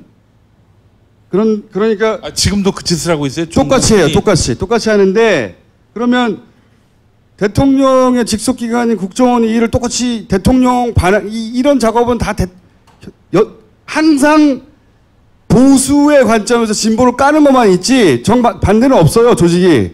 그런데 그 국정원은 여전히 이 짓을 한단 말이에요. 대통령의 직속 기관이 대통령을 까는 이해가 안 가잖아요. 누가 하는지는 모르겠는데 명백하게 하고 있어요. 제가 말할 수 있는 건 하고 있다. 그러니까 이렇게 논리를 세우는 경우가 많아요. 어떻게 하냐면 보수 정권에서는 정말 정권에 충성을 다하는 거고 정권이 바뀌고 나면 우국 충정의 차원에서 하는 거고. 아니 이 시부랄 놈들을 어떻게 가만둬요? 나 다 아작을 내야지 이 십새끼들. 아니 존만한 새끼들 가만두면 어떻게 이게? 아니 십새끼를 폭발시켜버려야지 개새끼들. 아니 그러니까 이게 갑자기 흥분하고 그래. 옆에서 들으니까. 저기 근데 사이버 사령부. 아니 시부랄 놈들이 진짜. 어디서 하는지 모르겠어. 어디서? 야, 너 하고 있어 근데. 너 얘가 지금 반응이 가장 좋은 거야. 지금. 그러니까 아니 귀에다 대고 하니까 너무 리얼하네요. 그럼 잘하는 거야. 아니 우리 월급 받고 지금 시부랄 지금 아니 국정원이라고 있다는 게 국정원 안에서 하고 있다고 단정할 수는 없어. 예, 그렇게 얘기할 수는 하지만 없죠. 예. 그 패턴 그대로 하고 있다. 그건 명백해요. 자, 왜냐면 내가 관찰한 10년 동안 변한 게 없으니까 지금도. 사이버 사령부에서 사령부 여기 장하고 530단 장 정도 구속됐지. 그렇죠. 예. 나머지는 다 그대로 있어요. 예, 그대로 있고 나머지는 그대로 있어요. 새끼들 다 국정원도 잘라버려야지, 마찬가지예요. 씨발놈들이. 심리전단하고 국정원장이 구속됐지. 그때 차장들이나 그 국장들 다 그대로 있어요. 그래놓고 얘네들 논리가 뭐냐면 위에서 시켰는데 시킨 거 한 게 무슨 죄냐, 무슨 잘못이냐 이렇게 하고. 너 이 씨발 금요일날 밤 10시에 나와 이 십새끼들. 형편부터 이 개새끼들. 이 씨발 새끼들. 야 어디로 나오란 말을 해야지. 집 밖으로 나오면 되냐 그냥? 나오는 거 실제로 내가 나오는 거 국방부 청사 앞에 갈게 이 개새끼들아. 나와 이 십새끼들.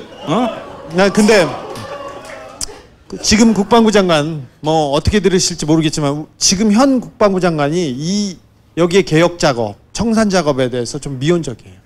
우리 국정원장도 마찬가지예요. 조직의 청산 그 개혁 작업에 대해서 되게 미온적이에요.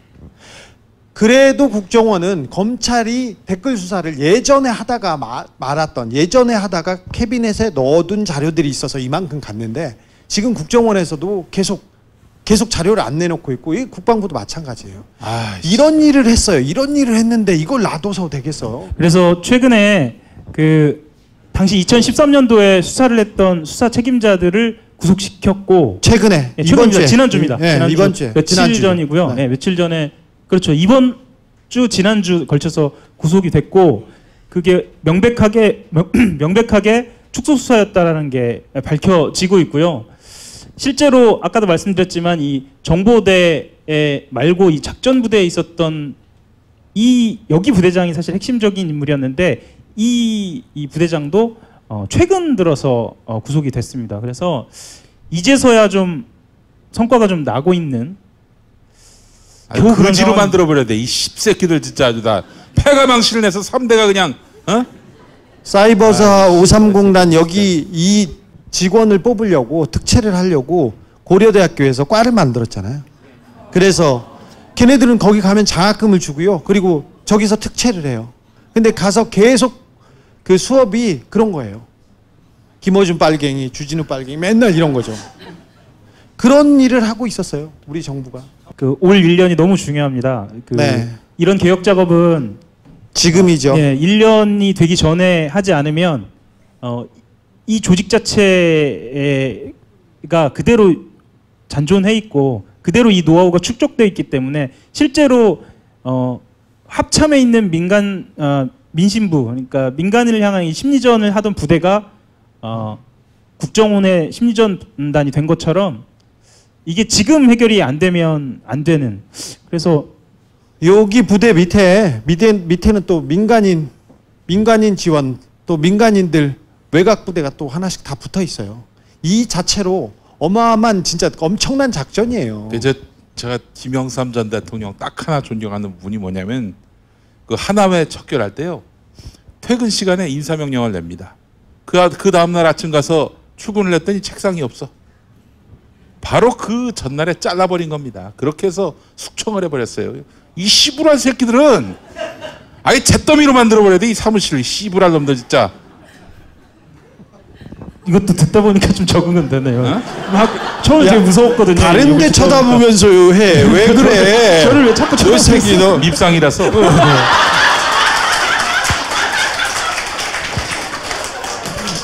아니에요. 저 오해해요. 아니에요. 하영 기자 그런 밉상 아닙니다. 네. 밉상 문제는 뭐 알아서 해결하기로 하고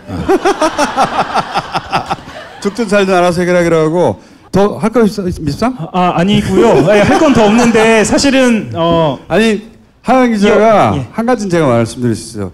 많은 오해를 받고 있지만 알아서 해결해 네가. 그게 중요한 건 아니고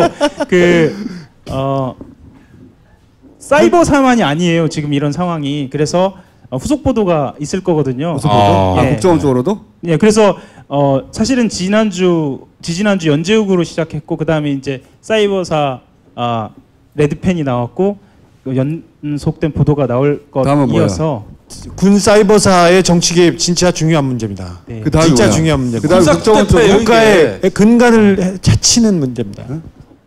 네. 국정원이야 다음은? 국정원은 아니고 저기 주요한 기관 중에 사정기관 중에 사정기관 중에? 예. 어쨌든 레드펜 작전은 말이죠. 실제 커뮤니티 활동을 혹은 뭐 그 SNS 활동을 하는 개인들에게는 굉장히 지대한 영향을 미치는 작전이에요.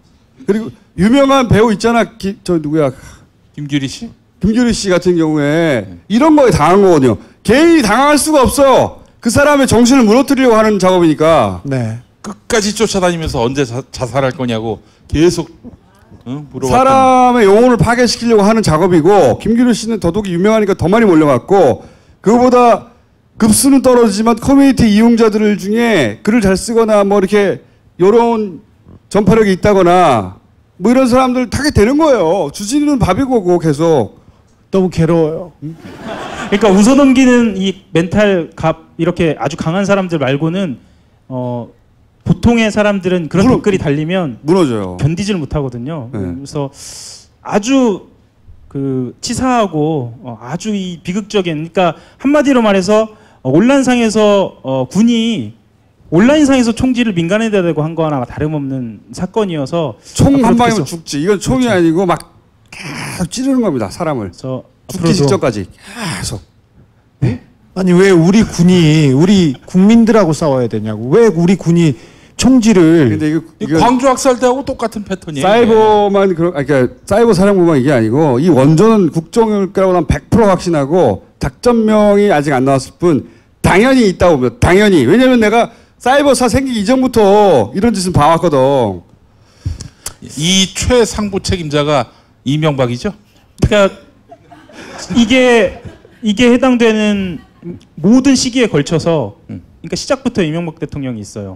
그리고 김관진 장관이 있고 우리가 사실 알기 어려운 이름들이었는데 외울 수밖에 없었던 그 떠올려지는 이름들이 다 지금 이 작전에 해당돼 있습니다. 아이 씨발 새끼 진짜. 씨발 새끼 진짜. 이명박 씹새끼 진짜. 이명박 씹새끼. 족같은 새끼 아닙니까? 이게.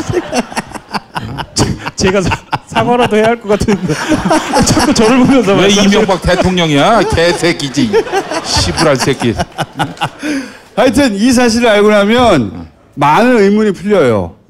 커뮤니티에서 그래서 그랬구나. 그 작전이에요 다. 작전이고 그렇게 당하신 분들도 많을 거예요. 밉상에게 이번에는 제보를 좀 해주세요. 밉상이지만. 크고 중요한 문제입니다. 이 문제. 나도 이렇게 당했다. 그 사례가 많이 쌓이면 또 하나의 카테고리가 나오거든요. 이런 유형 저런 유형. 이게 틀림없이 나를 스토킹한 거였구나. 물론 땅 가지고 싸울 수도 있잖아요. 그런 건 하지 말고 재산 분쟁이 일어났다든가 자기들끼리 감정 싸움이 커뮤니티 내에서 일어났다 그런 거 말고 정치적 이슈를 가지고 끊임없이 이 스토킹을 하고 또 뜬금없이 튀어나와서 이상한 글을 쓰고 뜬금없이 물타기를 하고 뭐 어떤 주제만 나왔다 하면 혹은 뭐 예를 들어서 김용민, 주진우, 김어준 혹은 뭐 이런 걔네들이 주요 타겟으로 하는 인물이 이슈로 등장했다고 하면 여금없이 나타나가지고 댓글을 달는 경우가 반드시 모든 커뮤니티에 있을 거예요. 대형 커뮤니티에는 오늘 밉상에 준비한 건 여기까지예요. 예. 네. 제가 금요일에 현피 뜨자고 한 말 농담 아닙니다. 예.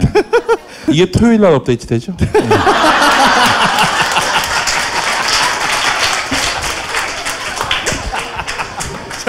자, 1부 여기까지 하겠습니다.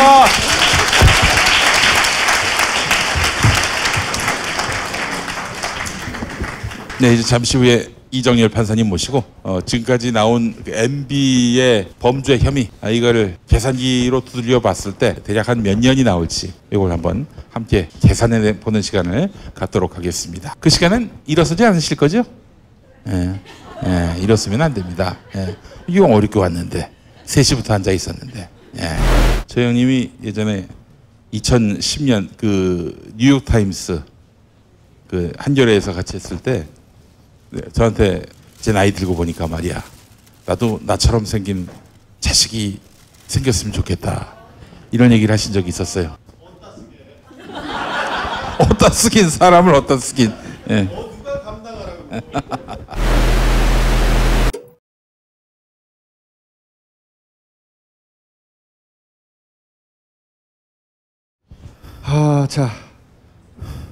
자, 오늘 형량 계산 들어가 보겠습니다. 이정열 전 판사님 모시겠습니다. 아이고.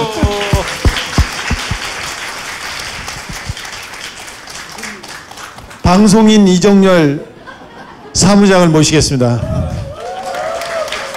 방송국에서 이렇게 방송 진행을 맡길 때도 된대 이제. 네네, 섭외가 마구 오고 있어요. 네. 판사님, 법조 평론가로 새 지평을 여시면 어떻겠냐라고 제안한 사람이 누구였죠?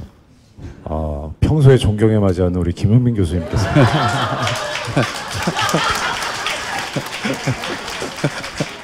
자, 오늘은 이제 아무도 하지 않는 그걸 꼭 해둬야 하는 각각 형량 계산 전문가 모시고 자세하게 산수해 보겠습니다. 자, 가볼까요? 네.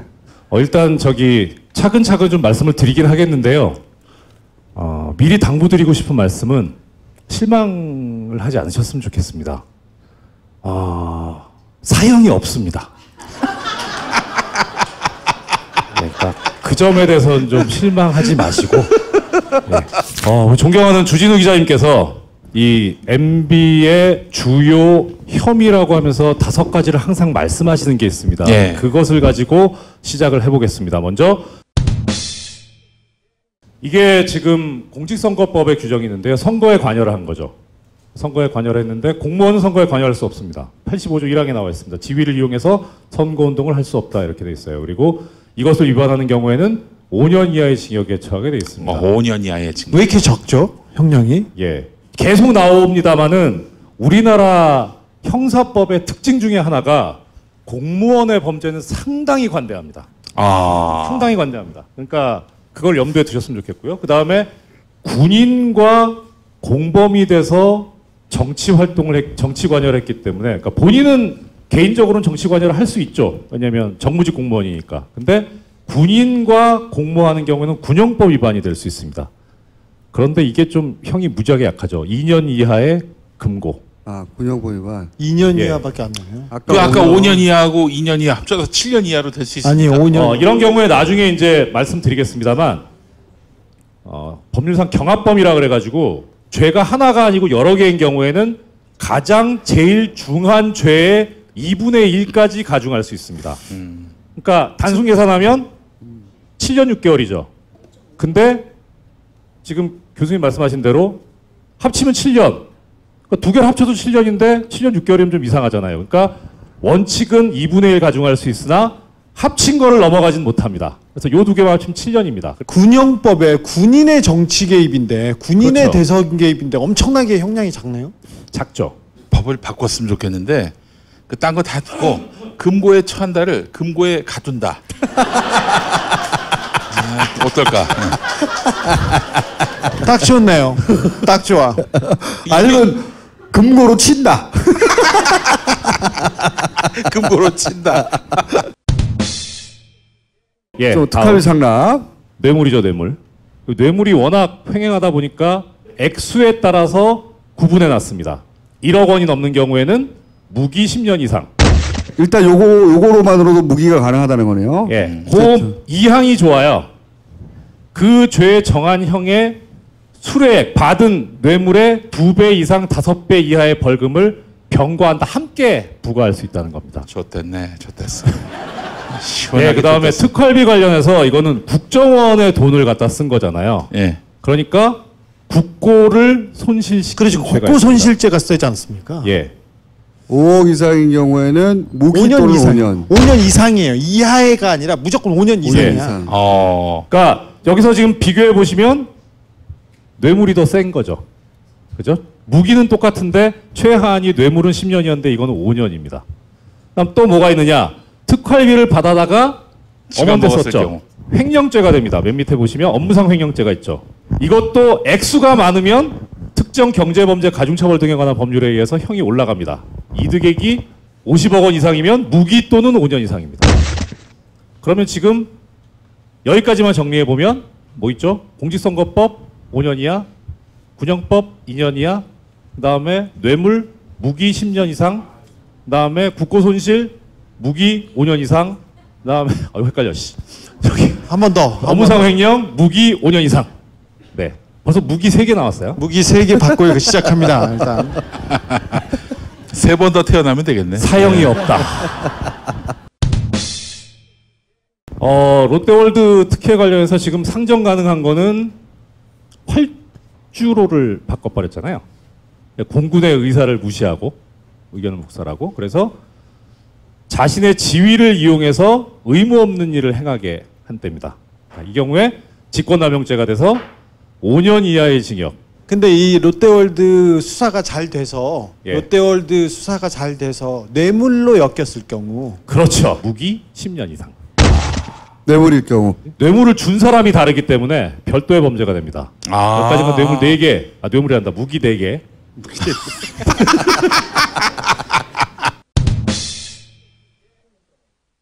자, 다스 여러 개 있는데 일단 주가 조작 443조에 있습니다. 10년 이하의 징역 또는 5억 원 이하의 벌금.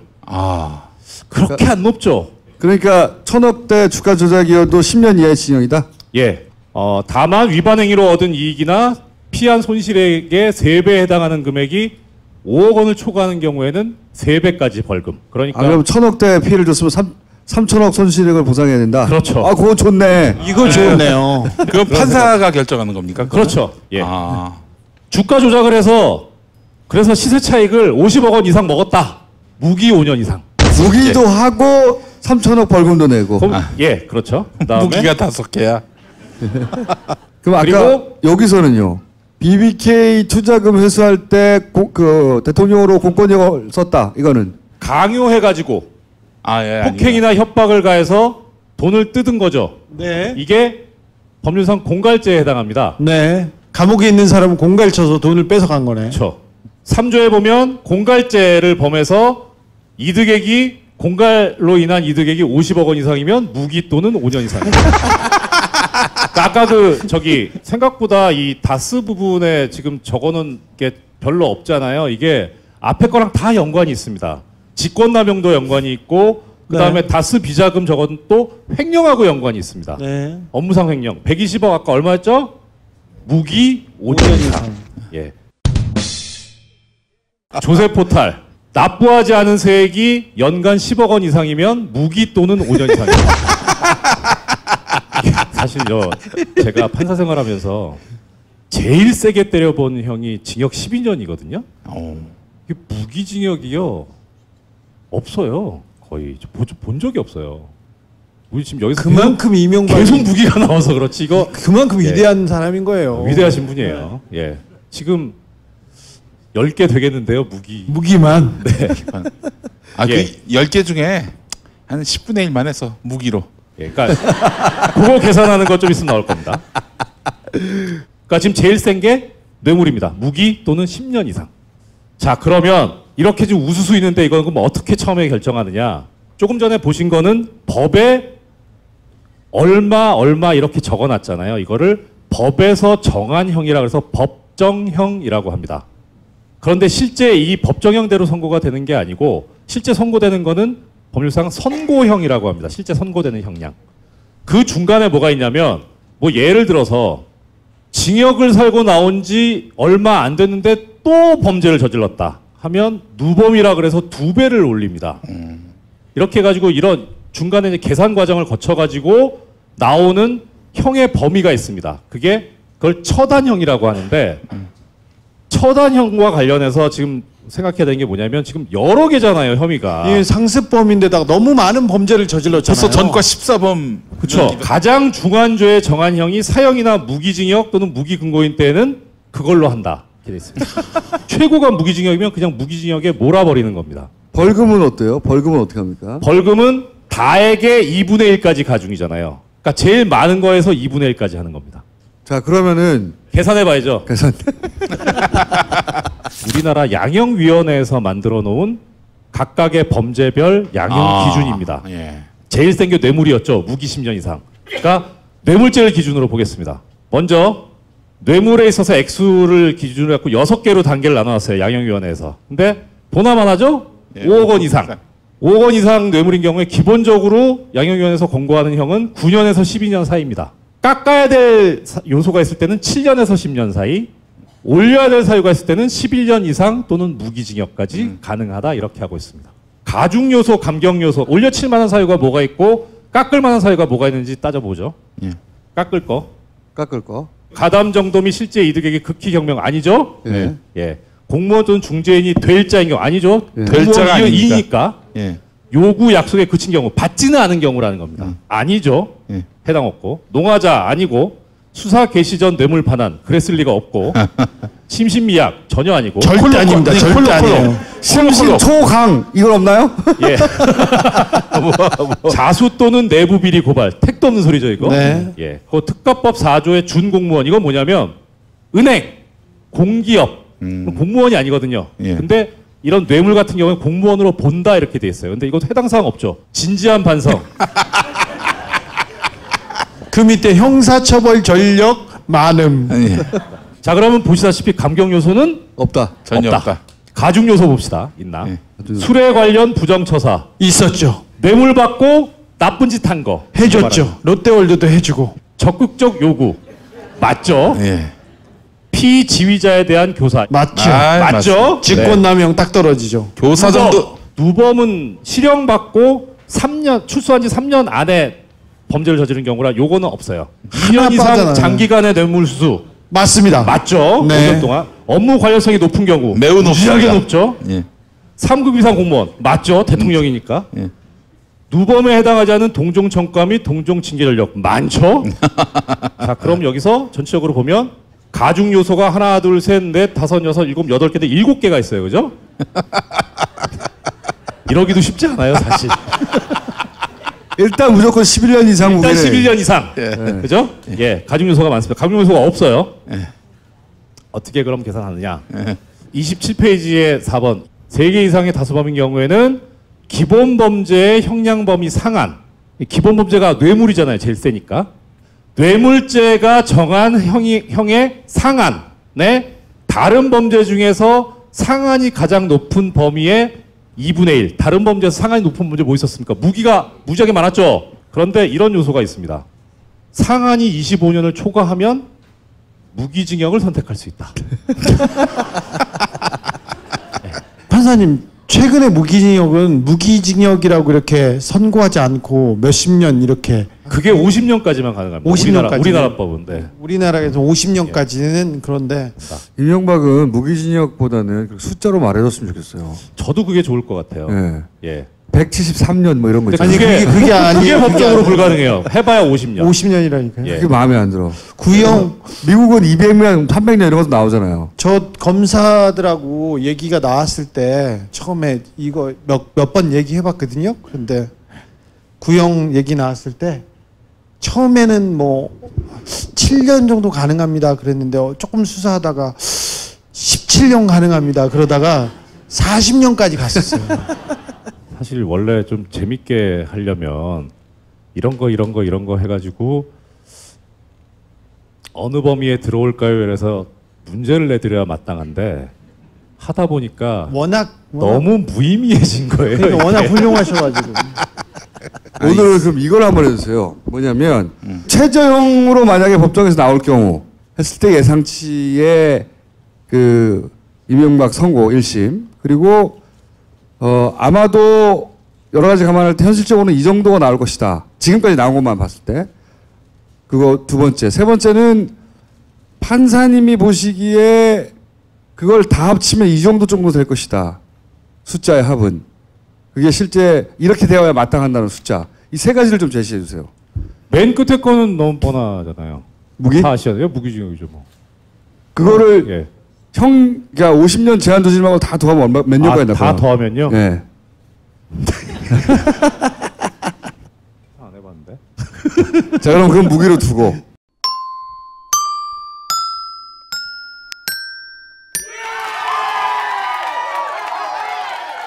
최저치하고 예상치는 얼마 정도 되는지. 일단 법률적으로 가능한 거는 최저는 5년이에요. 5년. 전부 유죄가 가능하다고 하면. 예, 왜냐하면 장량감경이라 그래가지고 판사가 재량으로 하한 제일 낮은 거에 절반까지 깎을 수 있어요. 근데 지금 아까 제일 센 게 10년이었잖아요. 네. 뇌물이 10년 이상이잖아요. 그러니까 절반을 깎으면 5년 이상이 되잖아요. 아하. 그게 최하한이에요. 아하. 다 들어가서 다 유죄가 되더라도 예. 만약에 깎고 최대한 봐주고 이상한 판사가 이상하게 만들고 해가지고 최저로 만들면 5년이 가능하다.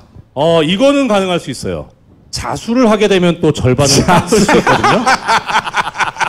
그런 일은 절대로 일어날 리가 없기 때문에. 예. 그러니까 만약에 한다면 그러니까 지금 깎을 수 있는 사유가 세 가지인데 하나는 재량으로 판사가 깎는 경우, 그 다음에 심신미약인 경우, 그 다음에 자수하는 경우, 그 다음에 미수. 근데 미수는 지금 전혀 해당이 없으니까. 미수. 예, 일단은 자수를 하게 되면 절반. 용민아 자수하라고 해라. 자수하라고. 뇌물을 자수한다면 막 2년 6개월까지는 가능합니다. 예상되는 형량은 얼마라고 보십니까? 사실 무기징역 선고하기가 그렇게 어렵잖아요. 예, 녹록한 상황은 아니에요. 그러니까 이게 전부 다 유죄가 되면서 정말 국민적인 공분이 일어나야 되는데 이 케이스를 놓고 봤을 때 제일 문제가 됐던 게 뭐냐면 노태우 재판이었어요. 그때 22년 6개월인가 나왔잖아요. 예. 이 사람 사형은 아닙니다. 예, 그때 왜 그런 형량이 나왔냐면 비교 대상이 있었어요. 전두환이라는. 그러니까 전두환을 사형하는데 노태우도 사형한다? 그거는 박정희나 전두환이 하는 짓이지 문민정부에서는 좀 그렇지 않냐라는 게 판사들 생각이었던 그런 거예요. 걸 왜 그런 고려를 해요? 난 도저히 이해할 수 없네. 저도 그래요. 법대로 하면 되지. 그 시부랄 해줘. 그래서 판사님 죄송합니다. 잠깐. 시부랄. 네. 사실 제가 교수님 옆에 있지만 저도 만만치 않게 하는데 통촉하시고 안 돼요, 판사님. 예, 그러니까 그런 걸 감안하면 사실 무기징역이 쉽지는 않을 거예요. 그러므로 저는 25년을 넘기는 어렵지 않을까. 현실적으로. 예, 20년 선이다. 예, 25년 많아야 25년. 야, 근데 이명박 나이가 77살인데 그 건강을 생각해 보면 좀 더 나와야 돼요. 그렇죠. 더 나와야 그러니까 된다. 한 거를 보면 그런데 지금 박근혜하고 비교를 해볼 필요는 있어요. 그러니까 박근혜 같은 경우에는 파면이 됐잖아요, 국민에게서. 그럼 그것만 놓고 봤을 때 이명박과 박근혜 중에 누가 더 나쁘겠습니까? 박근혜가 더 나쁘거든요. 일단 평가를 하기에는. 그러니까 박근혜가 과연 무기징역이 나올 것인가도 또 약간 좀 의문스러운 부분이 없지 않아 있는데 만약에 박근혜가 무기징역이 안 나온다. 설령 무기징역이 나온다 해도 그것보다 좀 떨어지는 MB한테 무기징역을 한다고는 그렇게 현실적이진 않을 것 같아요. 사법부 내에 이런 공식과 또는 뭐 형을 때리는 어떤 기준에 의해서 일반 국민들 생각하듯이 다 혐의가 인정되더라도 무기징역이 나올 가능성은 그렇게 높지 않다. 높아 보이지 않아요. 현실은 김용민이가 만약 이런 범죄 저지르면 어떻게 나옵니까? 무기징역 나오지 새끼야 너는. 교수형이야 교수형. 아까 왜 금고에 넣는 형이 있었죠? 금고로 친 다음에 넣어. 금방 안 들어가니까.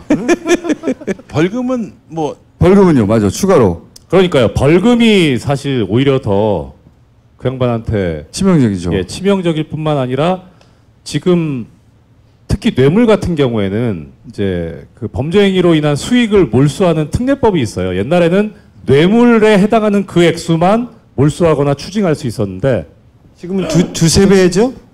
두 배에서 아 지금은 그거를 종잣돈으로 해서 번 거 예까지 가져올 수 있거든요. 그러니까 그게 사실 크죠. 벌금은 벌금대로 하고 난 범죄 수익은 범죄 수익대로 몰수하고. 그렇구나. 돈을 많이 찾아야 되는구나 그러면. 그렇죠. 최대한. 예. 예를 들어서 임기 중 혹은 뭐 공소시효가 살아있는 기간 동안에 해외에 꼬물쳐둔 돈이 있다. 그럴 때가 다 찾아올 수 있는 거네요? 조세 포탈이잖아요. 지금 제가 여기 안 쓴 게 뭐가 또 있냐면 외국환 관리법이 있습니다. 예. 그다음 또 하나가 대통령 기록물 관리법 위반. 예, 이번에 그것도 이번에 했지. 예. 예. 그거 자백했잖아요, 그건 아예. 예. 예. 맞다. 예. 도로 갖다 놓으라고. 그 이거는 뭐 실수를 했다. 다시 해봐 똑같아. 뭐 실수를 했다. 기침해봐 기침.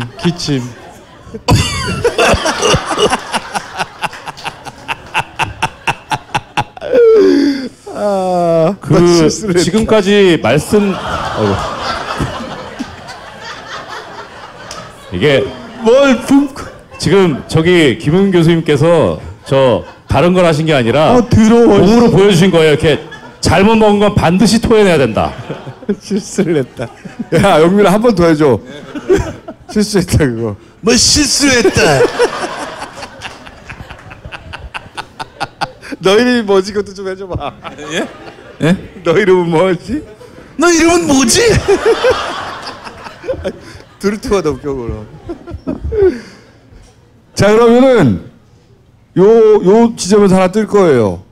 이명박 각하가 받아야 될 형량은 1번 5년, 2번 20년형, 3번 무기징역, 4번 사형. 요거 한번 여론조사 한번 해보죠 저희가. 예. 예. 그리고 지금까지 말씀드린 거는 이제 주진우 기자님께서 평소에 강조해 오신 5가지 혐의 그것만 가지고 말씀드렸던 거고, 제가 받은 거 중에 혐의가 캐나다 농협 대출 사건, 현대차 커넥션, 다스 승계, 자원 사기, 내곡동 사저, UAE 원전 수출, 블랙리스트 언론 장악, 4대강 방산 비리. 이거까지 다 하면 어떻게 될지 또 모르겠어요. 근데 아무튼 사형은 없다. MB가 지금 어떤 상태예요? 아니, MB 열심히 회의하고 있죠. 처음에는 뭐 괜찮다고 얘기했는데 계속 전직 장관들, 총장들이랑 이렇게 얘기를 하고 있고 회의를 하는데 점점 사람들이 해외 출장과 지병과 다른 얘기를 하면서 빠지고 있어요. 그래서 회의가 잘 안 되고 있는데 청와대에서 일했던 사람들 위주로 그리고 법무법인 발은 위주로 이렇게 해서 팀을 짜서 얘기를 하고 있는데 얘기가 전혀 안 되고 있습니다. 네. 안 되겠지. 너무 많아. 네, 계속 쏟아져 나오고 있어서요. 그 지하 창고에서 다른 서류들도 그렇지. 많이 다른 나왔어요. 서류가 분명히 있을 텐데 많이 나왔어요. 내가 이해하는 건 그거를 왜 다 없애버리지 않았을까? 응? 자기가 영원히 안전할 줄 알았던 것 같아. 그것도 있고 설마 여기까지 오겠느냐 이렇게 생각을 했고 다스가 갑자기 이렇게 불이 붙어서 국민들이 이렇게 움직이기 시작하면서 수사가 빨리 돼서 다스 누구 겁니까? 여기 시작된 거 여기 다. 그래서 이 사람들이 타이밍을 놓쳤어요. 그래서 중간에 아니 여기까지 이렇게 손쓸 때까지 뭐 했냐 계속 그 내부에서 그런 얘기가 나왔어요. 굉장히 많은 혐의가 있는데 그 혐의들을 입증하는 건 모두가 다 쉽지 않은 일들이에요. 다 사이버 사령부도 가다가 막혔잖아요. 다 막히고 사이버 사령부의 범죄를 얘기해서 사람들이 와닿게 하기에는 쉽지 않아요. 왜 이래 왔다 갔다 서로. 더면 더머야?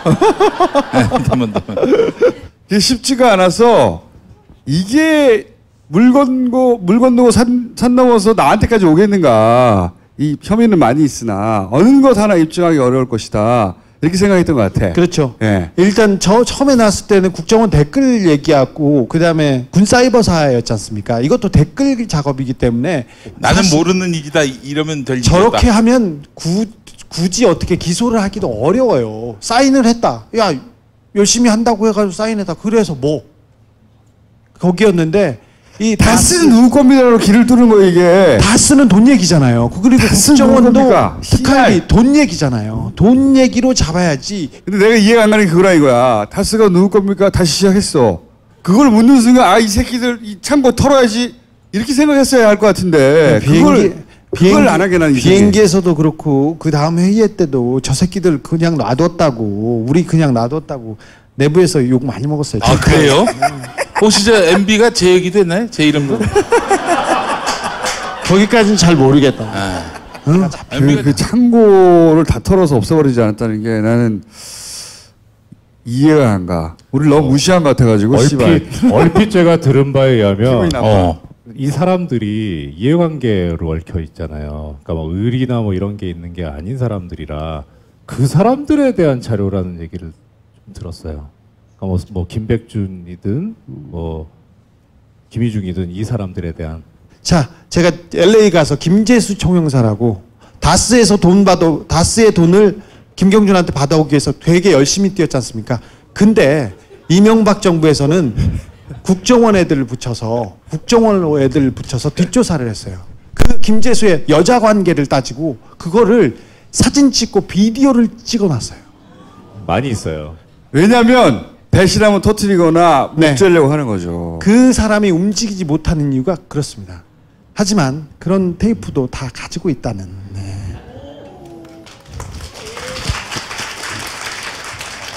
아니 그걸 왜 안 배웠을까? 난 그게 참 신기해. 난 좀 무시당한 것 같기도 하고. 좀 그렇기도 하네. 기분 나쁘네. 야 우리 9년 동안 기다리는데 너 잡으러 간다 했는데 도망을 안 가고 말이지 창고에다가. 아직도 압수수색할 곳이 몇 군데 남아 있어요. 저 다스 누구 겁니까? 누가 먼저 얘기하셨는지 박수 한번 부탁드립니다.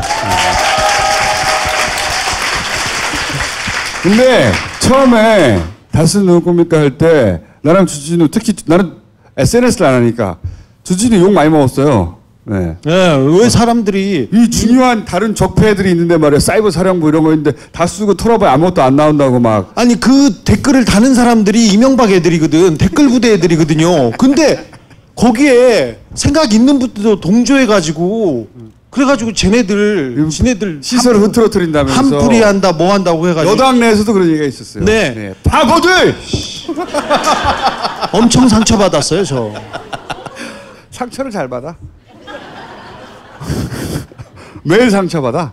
좋겠다 상처 안 받아서. 얼마 안 남았어 이제. 올림픽 끝나면 가십니다. 네. 준비 알려져 있어요. 그 올림픽 개막식에 MB를 초청한 이유는 뭐라고 보세요? 마지막 올림픽이잖아. 생애 마지막 올림픽. 예. 올까 안 올까? 나는 올 것 같은데요.